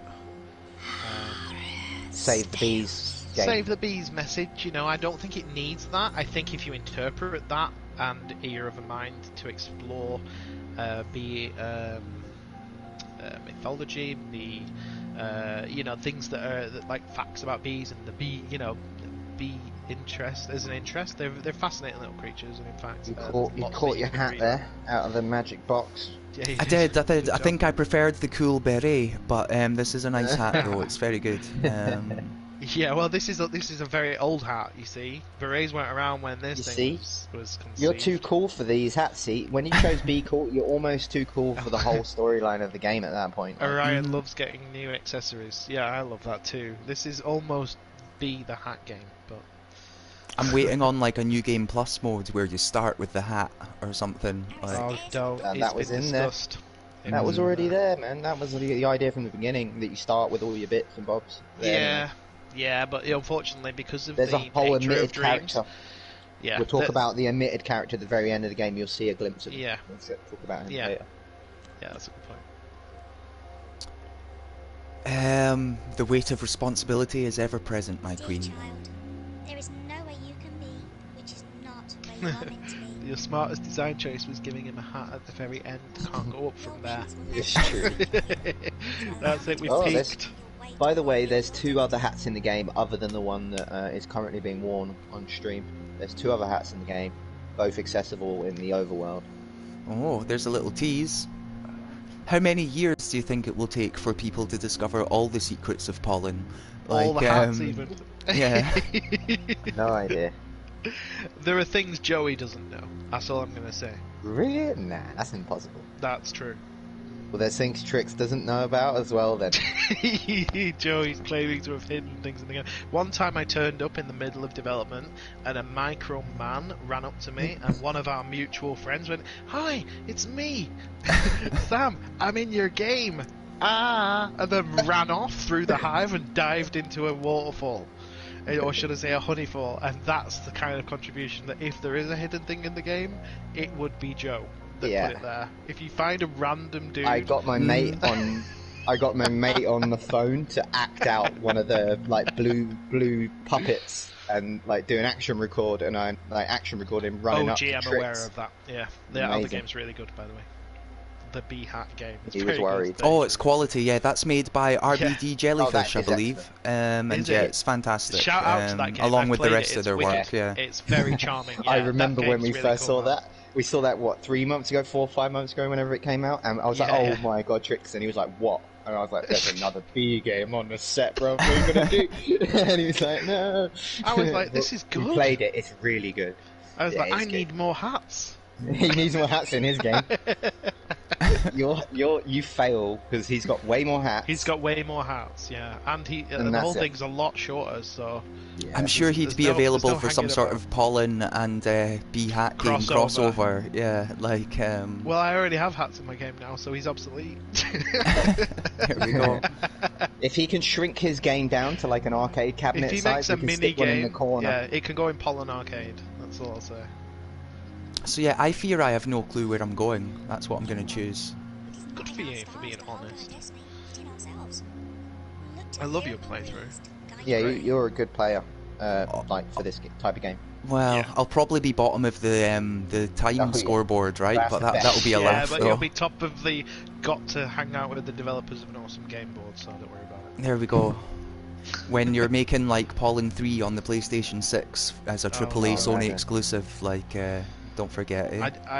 There'll be no Pollen 2. I'm not. I kind of want to make it, to be fair. Like. Do you? Oh. No. Yeah. Oh well, maybe I'll change my mind once I've had some rest. I'll give you the idea I have off stream. Oh, don't. So yeah, here we go. A bit of sort of 2D side on. Oh, that's wicked. A little bit of action. Yeah. He wants a prologue. And a bit of face on as well, so you can switch cameras. You just took that crow right in the face. This is great. I'm so in the mood to watch somebody get eaten by a crow.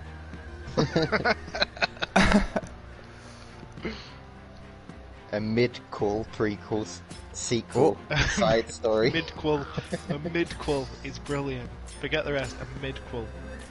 I'm kind of lost here, boys. I'm not gonna lie. Like, I'm kind of lost triangle here. to look forward, and you flick between views to make sure that you die. don't get nailed. Hey. Right. So. Sorry, it's an avoiding game. It's another new game brought to you by Pollen. Okay, yeah, this is first person. That's fine. Yeah. To avoid unseen enemies. It took me a second to realise it was first person. Yeah, you've got two ways of playing. You can play first or side. So. Sorry about that. No, you're alright. It's good to have options. That Joey would have had a phone call. Like, I've made a version of the game that is like this, and it's designed to be here and here, and it's because you need to have like this moment before the next one. This is all about like the contrast of wanting the experience to feel. You need to feel endangered, right? And I get it now. I have to look behind me as well because, of course, the crows do also come from behind. So yeah, I do have to switch. Gentle creeping. The crows represent a gentle creeping. You did have a life bar too, so there was a bit more urgency. A life bar exists, but I wanted this scene to be more cinematic, so I actually removed it. The petals take away a tiny amount of health from you, so and you get that from the feedback of the visual slash which Joey told me to put in, which was a very good idea, and also the which is almost like an anime idea. Anime idea, yeah, visual slash on screen. Right. I really like that. There's actually you might not have noticed it. If you get hit with a petal, you'll see like a slash. No, I mean, I noticed it. I'm not sure if the chat did or anything, but yeah. And then this wasp sculpt was something that I did late in game, which I was hesitant to put in because it's quite an aggressive sculpt compared to the aesthetic style of all the other characters. But I think you have to fear something, otherwise. Check this out. Yeah, beautiful animations, beautiful. I mean, that glass. You go through the window and stuff. It's Thank you. I'm proud of that glass. As you can see, I reintroduced it in the next scene.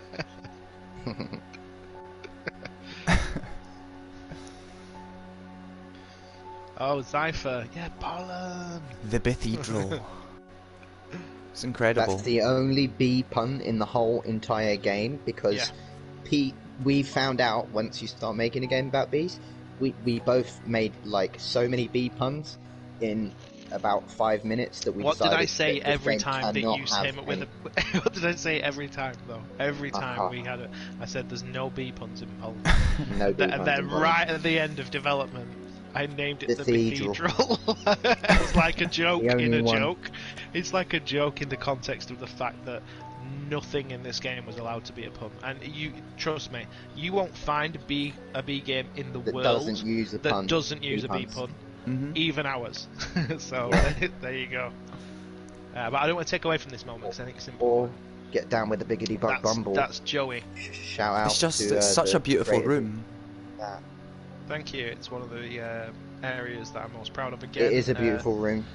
Again, Peter Field and his lecture or whatever it was, his presentation on game design and level design influenced this, and also some of many other sources. But that camera works to sort of decide where you should go next after checking out those things.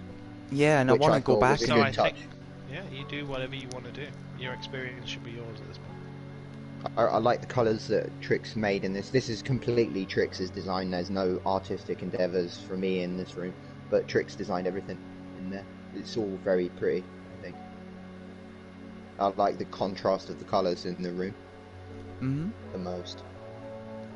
I mean, it's a wonderful, it's such lore, right? Just standing here looking at this quote on the wall. Totally agree. I mean, what's this doing in, like, a cutesy 3D platformer in Dreams? Like, it's incredible, honestly.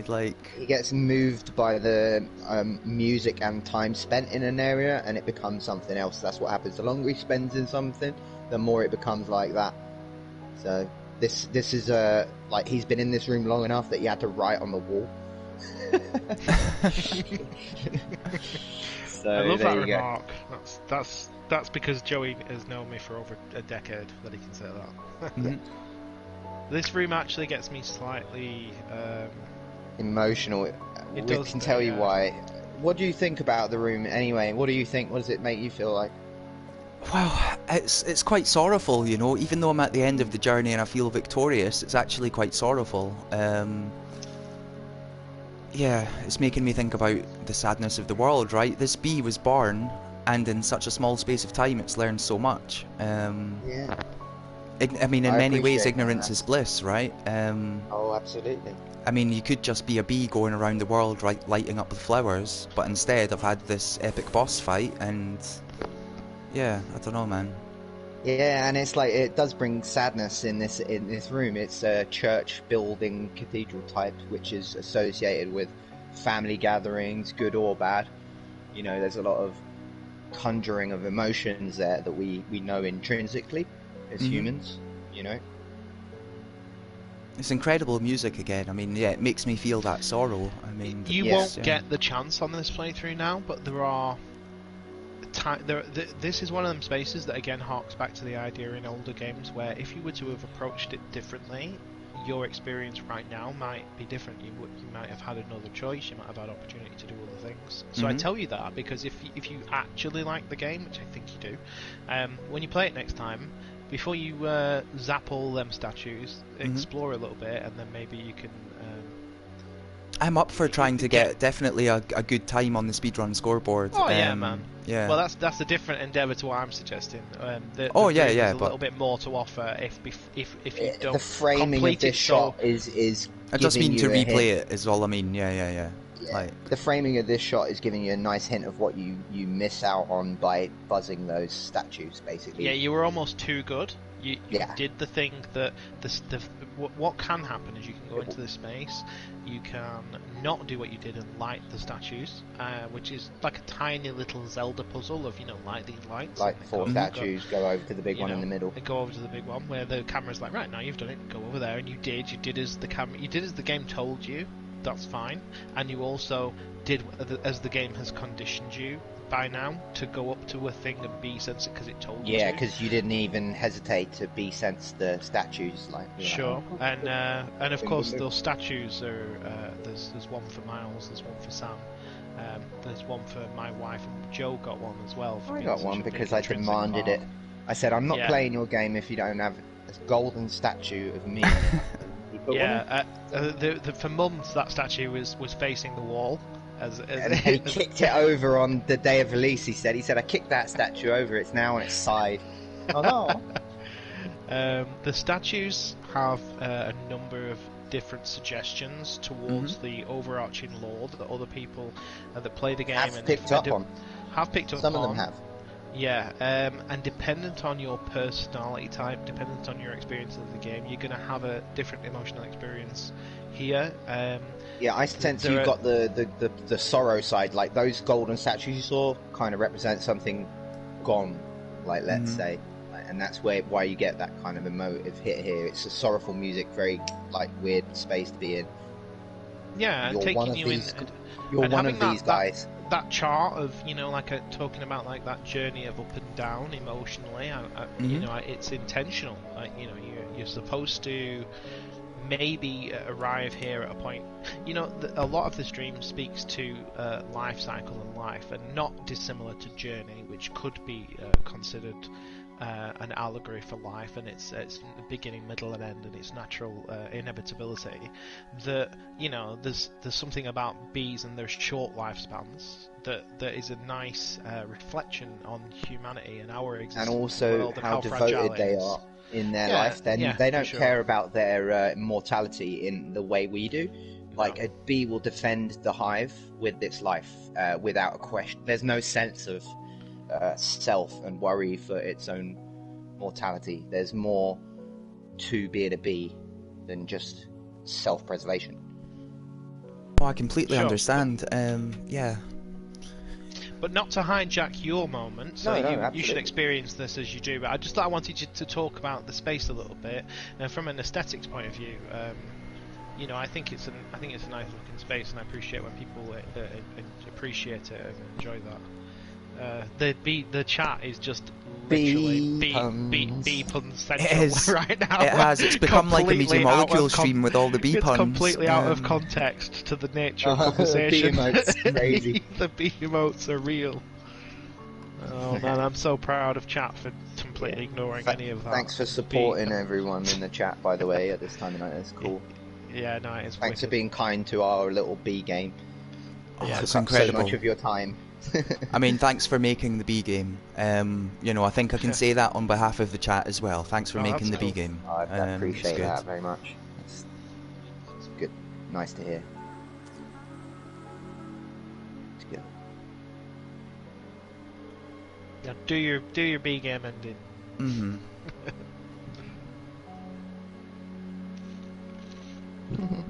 There is more to unlock though, right? I mean, I didn't get the key for one thing. Oh, there's loads. There's a few more bits.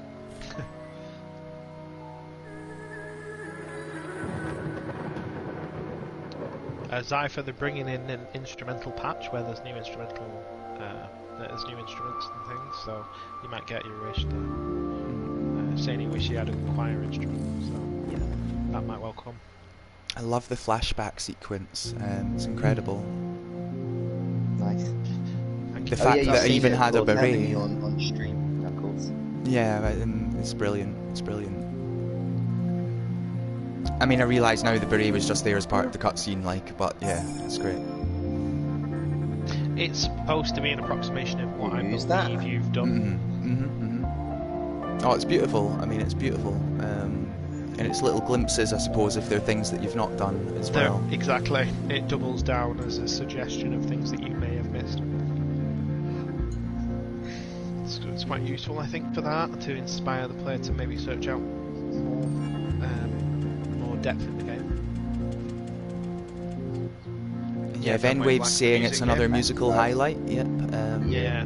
Definitely is. It's It didn't flow seamlessly scene to scene, depending on your lag. Yeah, if you check out Dreams Buddy going mental here, that's because we are moving you between a huge amount of scenes. There was logic that I spent a lot of time trying to create that would make like destroyers and emitters and stuff. Well, make it persistent from scene to scene. Some scenes are one scene with little fake cuts where I'm moving you from camera to camera and things like that. Some scenes were created with that kind of logic, which are those are the ones with less breaks between scenes. So one scene, for instance, has about 7 flashbacks. The music though, we manually ended up going in and trying to accurately timing the break between sort of 13 and I think 14 scenes. Yeah, everything's timed out, so one scene lasts 5 seconds, so does the music start at 5 seconds in the next scene. Yeah, so rather than, because the logic is unpredictable, and we didn't like that, so this is as near as you can. Because you can logic it out, and it will do it digitally, but depending on how long it takes you to load it in, it won't play it at the right time, because it's being consistent in the background. Petal there in that unique cutscene. Yeah. It's beautiful. I love this shot in the end of the game. This is all Trix is doing. All of those cinematics that Trix is doing and everything. And yeah, made by Trix. Got history for his beloved sons. Yeah, that's a great ending. He's got history on YouTube making cinematic montages, so that just like was pretty natural for you to do, innit? Make a montage. Well, yeah, I mean, I also saw like through your Twitter, or through Trix's Twitter rather. I know you have the link to your personal website, right? So you're into graphic design as well, right? Or yeah, sure, yeah. I'm an award-winning creative director for 12 years. So there we go. My own studio with a team of people. So I mean, I'm not coming from no experience. Nothing to do with games, though. Apart from that, well, I've worked for games company as a graphic designer, so I've worked on video game covers, video game advertisements. So but like it shows how the skills are all transferable. You can take what you've learned in real life and just apply it to Dreams. It's here's fantastic. an interesting thing. Before you press B sets, tell him the note here, Trix. Yeah, it's worth being aware that your experience in this game has an effect on what you see. Okay. Right. You have a largely unpopulated end scene because some of the elements that are tied into the variable ending that you could have, which is about 11,000 different endings that you could have or something. Wow. Insane. I don't know. I asked my they're not very difficult. No, they're tiny little changes. That's why there's so many variables. But from one extreme to the next. For instance, I'll give you an example of what I mean. You discovered how to make it nighttime. So it is nighttime. In your life, so it's nighttime. You got all the rocks. Got all the rocks, so you get an effect that what you did to acquire your turn in the trials. Every single one of them, or actually, in fairness, about 70% of your actions in the game will be has a relationship with what you experience. Not There's just like a flower there behind you because you loomed all of those. Of the ending. That so tunnel in the background's you know grassy because of a reason. Why is that reason? Yeah, so and that's your time in the run. Oh, you I see. I never knew I see Buckethead there as well. Buckethead. There you go. So Bucket's there because you had that experience, but before you press L2, you just stand where you were because that's like that's fine. That's fine. Okay. That is like a dreams thing. I just haven't timed out the expectation. But nobody's going to stand there actually, apart from possibly a liar, I believe, may have done that. No, that's okay. Just while we're here, right? During the flashback sequence, I could move the character, so that's I mean another little thing. Where I've missed a trick and not locked you out from doing that. Yeah. But that's just, this stream has about 37 scenes, and that means there's probably about 350 cameras, and for every camera you have to lock out the controller button, and I may have omitted to do that at least 20% of the time. Look, the stream is an incredible achievement. It's never going to be perfect, and if it's not, no. I mean, look, if there was a team of us, then maybe, but there isn't. The team is I made the game and Joe made the music, and together we talked about the game for 6 months and came out with this. So it's got foibles, it's got faults, it's imperfect, but it's also it's ambitious, and it suffered from scope creep, where the ending just kept. That's a guy who looks at you through a scope, from a window. It's just, I feel like, obviously, you've spent so long making this, right? It's easy for you to be down on yourself, but you do need to remember that this is, this is a top-tier dream, right? I play a lot of dreams, and this is one of the top-tier dreams. It's one of the most interesting dreams that I've come across in a long time. Thanks. It's fantastic, cool. It really is. Yeah, that's nice of you to say. So yes, you did certain things, and that's represented. You bloomed all the flowers, the yellow flowers there. I'm just giving you an idea that the variance. Yeah, if there were in other your things experience, you did, they'd be noticeably different. So you take a photo of this compared to another playthrough where somebody you get else might upload a photo where that's chock full of content, or some of the shots later in the cinematic might also be many differences. That's just a note, just as insider knowledge. People might miss that. That's all.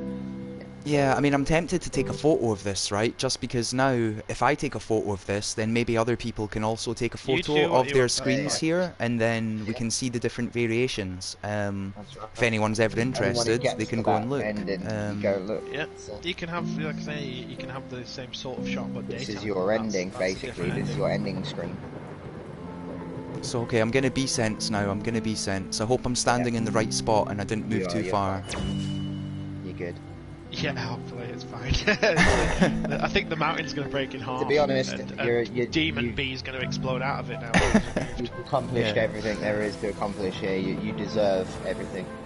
With this beautiful music, beautiful cutscene. I love this. Yeah, for me this is the theme. This track is very much like the Pollen theme. I love this like rolling ball that goes everywhere. Magic. Putting it on everything. That guy under there says friend. Oh, it's beautiful. Yeah, I'm sorry, I've got to take a photo of that. It's got to happen. There we go.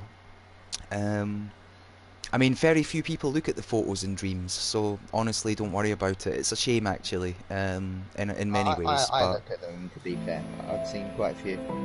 Oh, you take quite a lot, actually. I've been following you for a while. You often take photos. Yeah, I just, yeah. It's in the hope that if anyone does see them and they think that looks nice, then they might check out the thing that it's from. I mean, I don't know. I know, it's definitely the way. I'm sure the people that you're playing appreciate Look at the energy that flashes across the land there before it ends up finishing on you. You see how the land is being illuminated in a way very that's delicately, moving around. rapidly. Yeah. Really beautiful stuff. It's incredible. I'm just going to go back to the main menu now and just have a quick little look through the soundtrack. I mean, do either of you have favourite songs? Like, I know you were saying the one at the end there is, you know, very moving and stuff, but do you have any favourites, or...? I like the one in Endless Suns a lot. I think that's really cool. I think there's loads of great music in there. So if you're drawn to one, or if chat likes one in particular, they should let us know. But I love loads of them. A lot of people seem to like the Endless Sands one and the last one that played. This one, this is the same as the last one. This intro music here, Trix. Okay, yeah. Really like it, so it's the same. That's nice. It's very circular as well. Then, I mean, you end with the same music that you start with, right? It's the circle of life, and it's correct. Yeah. Sure. It's called A Quest Ahead. That was the name of the track, just randomly pulled out of my head, and it just remained that, really. But I like that title. Yeah.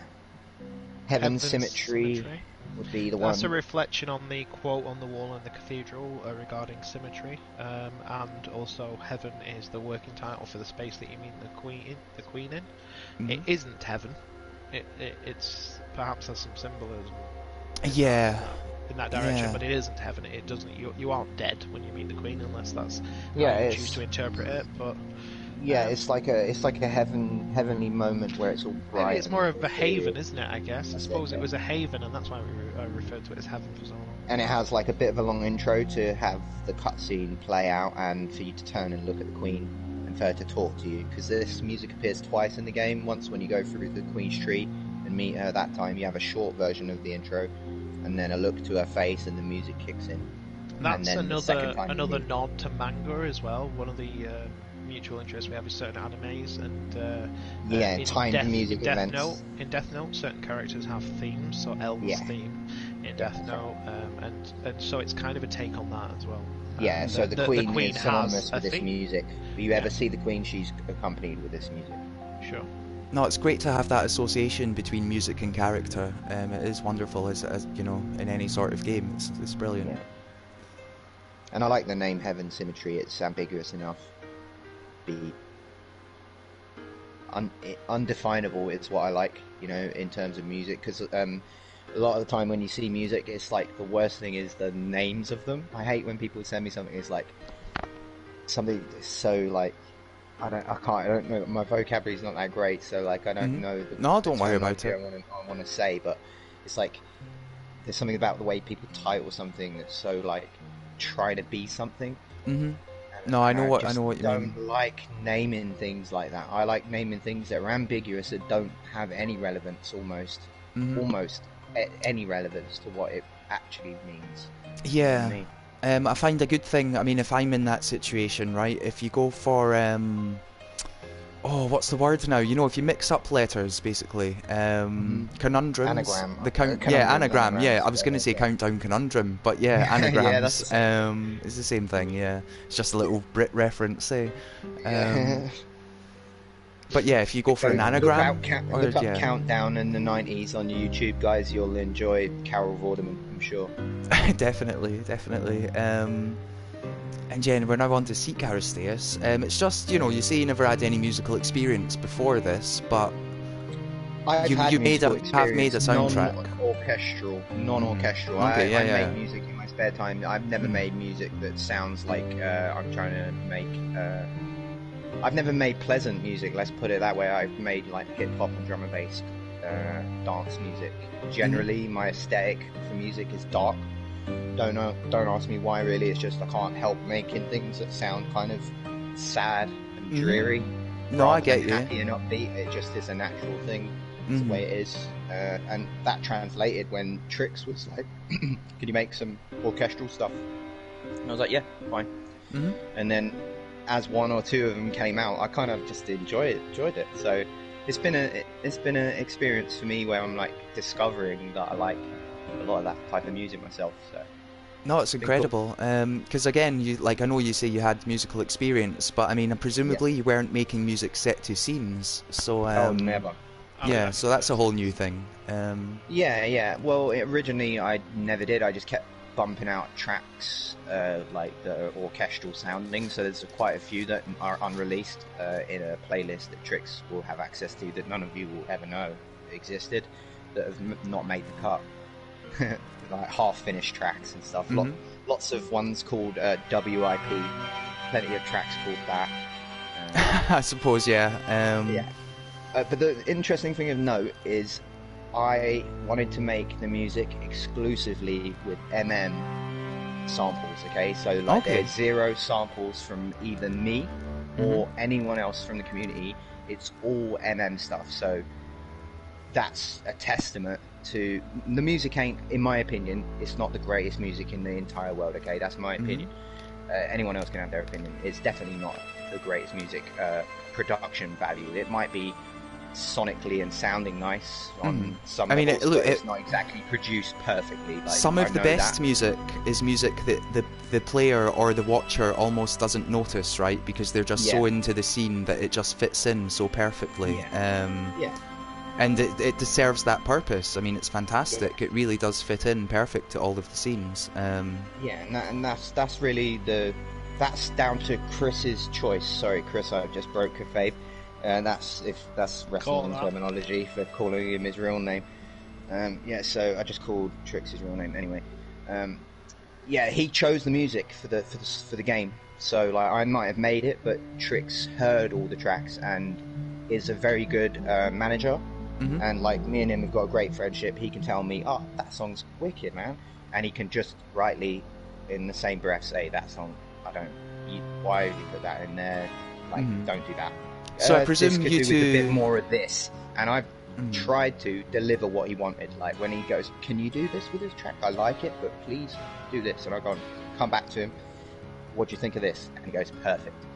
So that's how we come up with it. So Trix has really had a good hand in the music too. No, I think it's fantastic. I mean, obviously you have a strong relationship in order to be able to give each other that sort of criticism and feedback. I mean, I presume you knew each other before the project, just from generally being pals or whatever. Forever. So, well, that's how the game became better anyway, in a sense, because Trix designed it, and then I've been playing it, and he's like, "Look, is it any good?" I'm like, "No, it's not. You got to do this. You have to get rid of this. This needs to be different." And he did it, Now, there's a couple of questions from the chat here. I'm going to stick with the musical ones for now, just while you're here. Ledbetter's asking, do you think you'll remix the music once the new instruments come out? New orchestral instruments soon, but yeah. Unfortunately, at the moment, we're stuck. We can't make any updates to the game at the moment, unfortunately, due to some bugs that are, I think, both sides... like side and our side, in terms of save states and corrupt files. So there's no updates whatsoever coming to the game, including any bug fixes. No musical updates or bug fixes. That's a shame, but also, I mean, it is already a full product. So it's, and they have been working hard on the back end. I heard, through the Twitter verse. And Venwave is saying, Joey, I know why you say you think it's not produced the best, coming from a producer, but that sort of demo quality to music makes it sound so organic and lively and dynamic just by nature. So there we go, that's Venwave in the chat there. Full of positivity, I'm learning, that guy. Nothing but good you are, mate. Cheers, pal. I haven't been watching any of you guys on stream for very long. In fact, only 2 or 3 days. And what I've seen so far of all you guys is very supportive of each other. That's really cool. It doesn't seem too clicky, to be fair. When you see people and you go, "Oh look, that guy was in that chat room earlier. That guy was in that chat room earlier." But yeah, it's a nice little community that you guys have got going here. So hopefully it goes from strength to strength. Well, I think we all want the Twitch streams community to grow, right? And the only way that's going to happen is if we all do help and support each other. I mean, we all want Dreams to just be the best that it can be at the end of the day. Yeah, definitely. I think it has so much to offer. It might suffer from over-saturation, in a sense that it's hard to Dreams to deliver all of this great content to you in a way that you can take it in. Like, you see how when you use YouTube, you get the recommendation feeds, you can find yourself in there for hours and hours because it's so easy to flick through.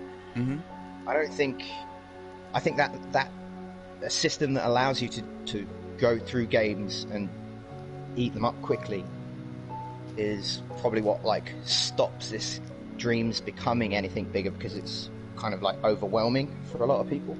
You know, they get stuck playing crap and then think the game is rubbish.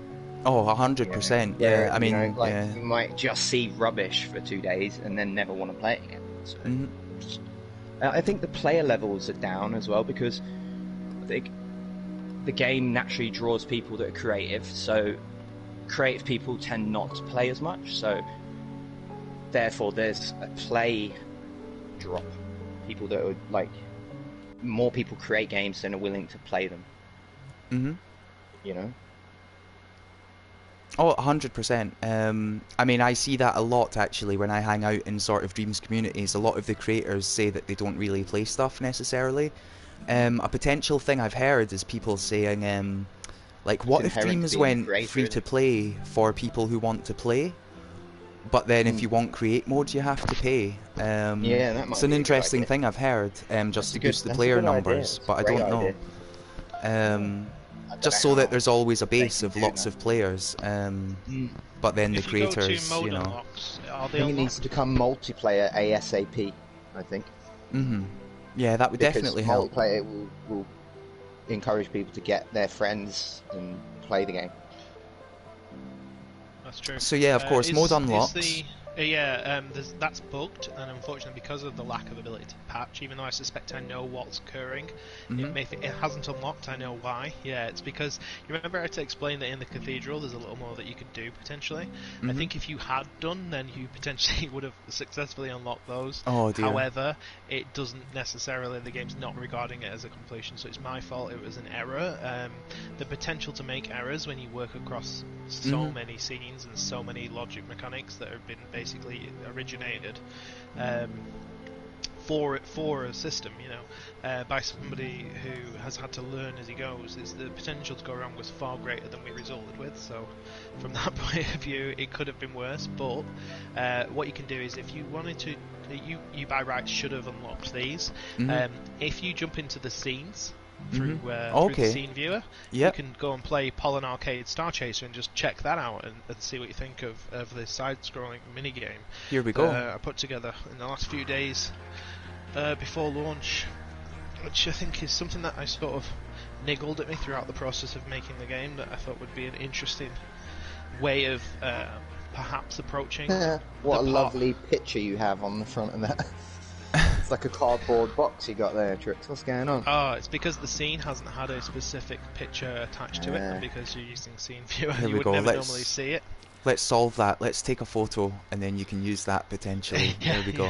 Well, you know, we probably can't, because any addition to the Dream would require to be pushed to the Dream. Oh no, actually, no background. Well, cover photos don't count. They don't need to be updated. Yeah, they can just be updated. Naming it, isn't it? That may be possible. Then I tried to hide some scenes to avoid one of the problems that you get with people skipping scenes, but that was impossible without pushing an update, which wasn't possible because of the Dreams side bug, which they're aware of and they've acknowledged it. It's on their QA list, but I've been advised it's not likely to be addressed. See now, as you know, I mean, I never found this minigame during the actual playthrough itself there. You don't have to give away how to find it, but I mean, does it frustrate you that there might be people who don't experience all the content? Or yeah, this is locked into a completion, and the completion system, unfortunately, is slightly bugged due to my error. But because the version of the game that you're playing I had to spend. The thing I love most about streams like AllStars is getting to watch streams. I don't get to play while I'm busy painting. God bless AllStar and the other creators out there for helping us discover the best stuff. We all just want the same thing at the end of the day. So ultimately I had to spend 2 days creating iterations of the dream from scratch in order to figure out a system by which I could publish the game. Having spoken to MM, who have tried their utmost to, allow me to publish under normal conditions, they've troubleshot it for over a day. I know that for a fact, and unfortunately there is no solution. They had a bloke called Gary doing it, didn't they? I forget the chap's name. I think it was an Alan. That might be the problem. They had a chap in QA who addressed the issue, and ultimately it came down to me having to explore innumerate different methods to try and publish after researching it, and I spent, and I'm not exaggerating, I spent 2 days, at least 10 or 12 hours iterating the dream in different ways and forcing, and I brute forced the publish of the game. The upside is the game exists for you to play it. The downside, that's just because I really did every conceivable combination. I know the way to do it, by the way. Like, somebody came to me since then and asked me how I did it, and they've since published their dream that's been locked in the same limbo that mine was locked in. So the troubleshooting method is convoluted as you like, but it does work. But it does result in, or in my instance, resulted in a dream that I can publish that was a one-shot chance. Contender here, Trix. Looking at this. I know. You're doing well. A one-shot chance. So whatever I published was cemented. There was no going in and patching it, and I can't patch this. So if I want to change the text inside the menu, do it on the ticker, I can't, and it's unfortunate. And hearing feedback and seeing people play has left me with a list of about 2-3 weeks work that I would implement to make the game better. But it maybe is a blessing in disguise, because I've spent far too much energy and effort at this point to create this product, this experience, that it's probably good that I'm forced to put it to bed and just stop working on it, like, it's probably a good thing. But it does mean, as Joy pointed out, that there aren't any updates, and that's not going to happen. But so you get what you get, unfortunately, but at least we're getting something. At least it exists, I suppose. So yeah, that's a shame, but it's just what it is. Just out of curiosity, what is your high score on this mode? Do you know? Oh no, never mind. Mine's probably around what you're at. Okay. But you have the potential to. I haven't really gone out of my way to set a good score. You could be top of the league. Ooh. I know. It's the delay. I was just waiting for the delay to catch up with you there. Like.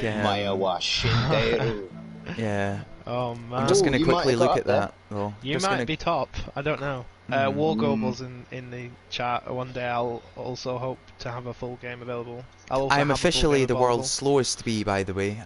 You'll see in a moment. Officially the world's slowest, but only 5 people have completed it. No, that's not true. I'll catch you up on that. Of course, you reset the scoreboard. Of course, I did. Yeah. Thanks for saying that. Wow, 3 hours, dude, man. Look at you, playing our game forever. Oh, it's not a problem. I mean, the stream's 3.5 hours now, but we're all good. World's Fastest Bees was reset today about 8, maybe 6 o'clock or something, 7 o'clock, I can't remember, but at some point today. So any completions on World's Fastest leaderboard are since then. So grats to all those people for completing it. Yeah, well done for all the completion. This evening. If anyone above 10 looks like they've gone through, so that's shout out to everyone who's actually seen the whole game. That's really cool. Yeah. I wonder who's going to be the first non-developer to get 20 trophies. That's what I wonder. We've seen people been through the game before a reset as well, so we know. Of course. Made it. Lion says he knows where to look now because he's seeing more stuff and he's picking up more things. We're going to. Well, actually, I'm not going to blow that. That's a secret. Sorry. Yeah. Everything's a secret. Oh no, I was so close on Skyflight Star Chaser, by the way. Are you not the winner on that? No, I'm not. I'm number 2. Joeycutts is number 1. Oh, check him out, yeah. There we go. Nice that you're creeping on the leaderboard. Dude, that 3 minutes 24 boss fight, that's my quickest, dude. And that shows you how tough it is on the boss. Oh, he was close. Oh, didn't quite mean to load up the dream again. Never mind, you won't know what I mean. You'll see it in a moment. But I'm just going to go to the map again and check out the other minigame. Your work's excellent, and you probably know by now that I think that. So yeah, when you make a bigger dream, it'll be excellent, I'm sure. Boss battle fast play. There we go. I mean, hey, thank you very much. You do you, man. If this is what you're into. I'm going to give it a go with that technique. Speed run. Boss battle speed run. Just with that technique that I learned at the end. Yeah. Oh, look, he's trying to pause glitch the lasers. Do you like speedrunning? I do. I mean, you mentioned Metal Gear Solid, right? I used to be able to, yeah, I used to speedrun that. I mean, it was before the days of streaming and stuff, but so I just done it for fun. But I mean, in lots of games, man. I mean, I used yeah. to speedrun Sonic before they were real, Sonic. and I'm convinced that I got the fastest time in the world. Yeah, Sonic you're the level fastest 1. Sonic ever. I'm the fastest Sonic level 1 in the world. Don't forget your and technique. I heard you were I heard you were talking about worms earlier. Mhm. I actually interviewed Team 17, and one of the questions to them that I put them was, aren't you impressed that I'm number 3 on your leaderboard on such a level? That's the trick right there. It was so cringe. I just couldn't help myself by being braggadocious. But I love worms. That reminds me of being a school kid and going to my friend's house after school and Tell him your worm playing name, on an Trix. Atari. Squirm Wormkill. Squirm Wormkill, mate. Squirm Wormkill, is that the team name? Yeah, team name. No, that's just one of his worms. Oh, and right, he's a destroyer. He's killed. You wouldn't believe how many times he's killed my T1000. Man. Unreal. Yeah, the Worminator. The Worminator, yeah. Well, he's not as good as T1000. I've got the legit T1000. You might have the Worminator, but my guy's T1000. Team 17 are a wonderful studio. Worms was a great game back in the day, and it's only continuing to be a great game. They're now a publisher, which is a slightly different take. You know, they're quite local to me because they're in the north. I like Team 17. Yeah, they're around sort of Nottingham area, if I recall, right? Or am I wrong there? I mean... No, I think you might be right. If you touch the D-pad, you get a little... Don't hold it, but if you touch it, you're not in a cutscene, you'll get a little clock, so you'll get an idea what your speed run is. Touchpad. Okay. Sorry, yeah, D-pad. Touchpad. You can do that in the whole game if you decide to speedrun the game and you want to see your speedrun timers. I implemented in the last week before release a speedrun system so that you can pull up a timer. It doesn't do your splits or anything, but you can kind of mentally do that.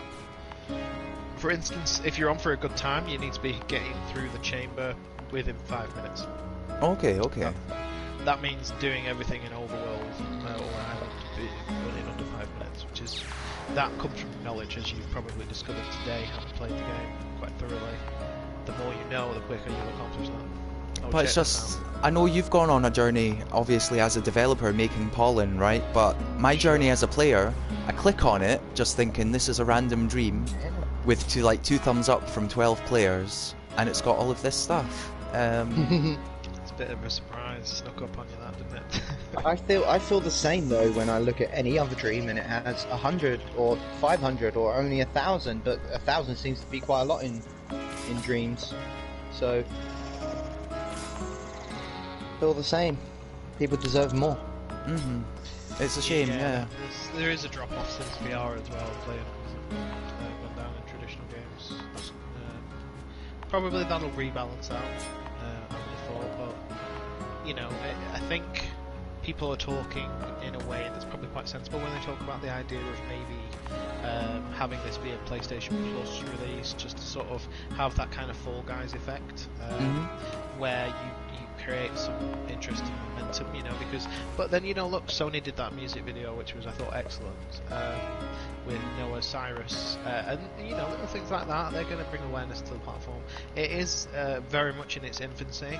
You know, I come from a time where I remember when Amazon was a bookstore, okay? Like, they made a loss for a lot of years selling books.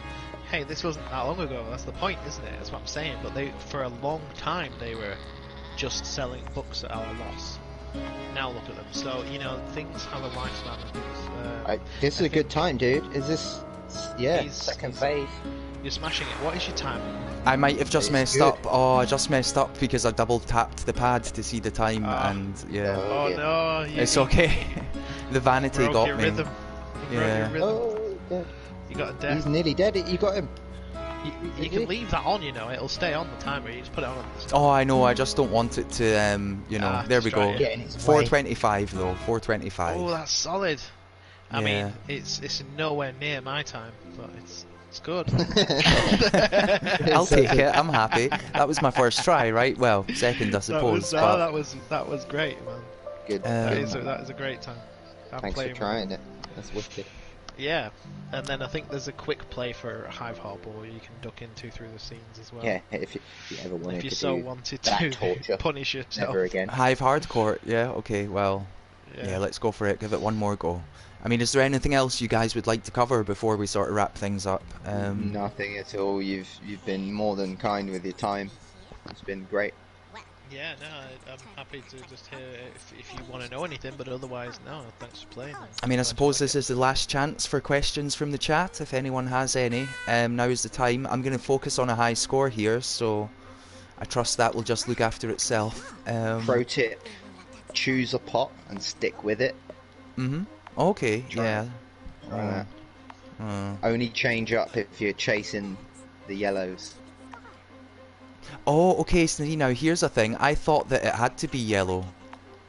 Nope. I thought I've always been aiming for the yellows. Yeah, just red's bad. Anything's good. Yellow good, red bad, normal gives you points. There we go, 13.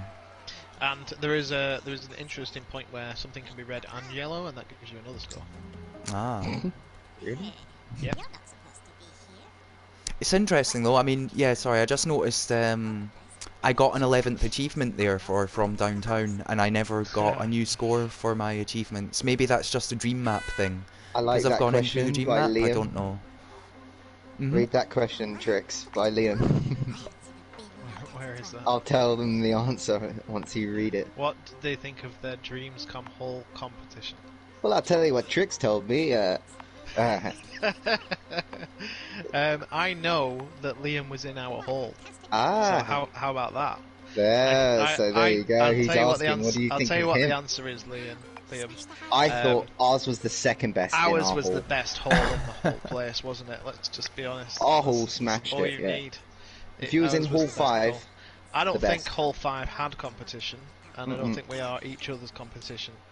We represented our own hall. A long time ago, because I have a creative studio, or I'm more a freelancer now, but I had a studio for a long time, and about 4 or 5 years into having a studio, a creative design studio, everybody would talk about their competition to their customers, and whenever people would ask me about our competition, because you've gone in via the scene there, that's why you're getting. Yeah, I know it's broken. Don't worry, I'm out of there. Bounce out of that. Yeah.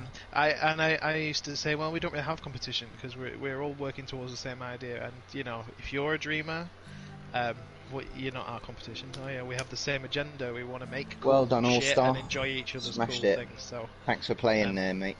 Oh God, you fall into the abyss. What's happened, Trix? Yeah, I know. It's cause of I think it's just a dream map thing. I'm not sure. Let's not show anyone that.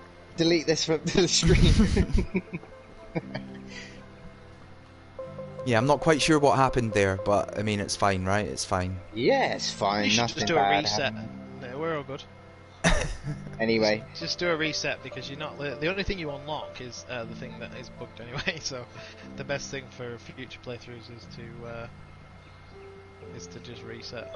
That's a good tip for everybody, by the way. Speedrunners or not, generally you don't really need to go around with your previous experience. The only unlock is mode unlocks, and basically those games are accessible through the scene viewer. I amended and made some additions to the In Dreams extended description, so there are some tips for players, and that's one of them. Try and do a reset, just so, because we do work within the Dreams engine, and there are definitely some nuances to it that mean the safest bet is usually a clean run. Yeah, nice one, dudes. Yeah, thanks. Yeah, very beautiful much, stuff. chat, Thanks for coming along and checking out the game. Thank you for making Pollen. Nice right, thank you for making it. There we go. Yeah, you're welcome. That's kind. You're welcome. Thanks for take care for playing Pollen and having fun with it and having us on. Yep. Thanks. Yeah, it's been an epic. Yeah, almost 4 hours. So there we go. Dude. But it's all good. It's all good. I'm happy to do it, and yeah, I'd happily do it for other dreams as well. I'm new to this streaming game myself, so I think you should do it. I think you should tap up people who want to experience somebody playing their dream, because that's a whole entirely cool experience anyway. If you make a dream, you want to see it being played for starters. So I think what a good place to start. So yeah, I suppose yeah. If you don't have anything else to add, I suppose we'll wrap it up. Or Yeah. Alright, guys. Well, I'll bounce out of your chat, Denny, Yeah. and say take care to the stream. Thanks very much. Bid Go and you play adieu. Pollen. And share it with your friends and share it on social because this is dreams and these games as much as we all might like talking about them. Do you want to plug your Twitter? And give them a push. just push the dream if you're interested in helping because it's nice to have as many people play it as possible. So if you like it, then share it. That's all I'd say. My Twitter is TomahawkTrix if you want to hit me up about anything. And Joey's space is follow Gangster Homies on PCP on Instagram. That's not me. I just made it up. So enjoy yourselves with that. Take care. All right. Take care. All right. Thanks, guys. Bye. Goodbye. Bye.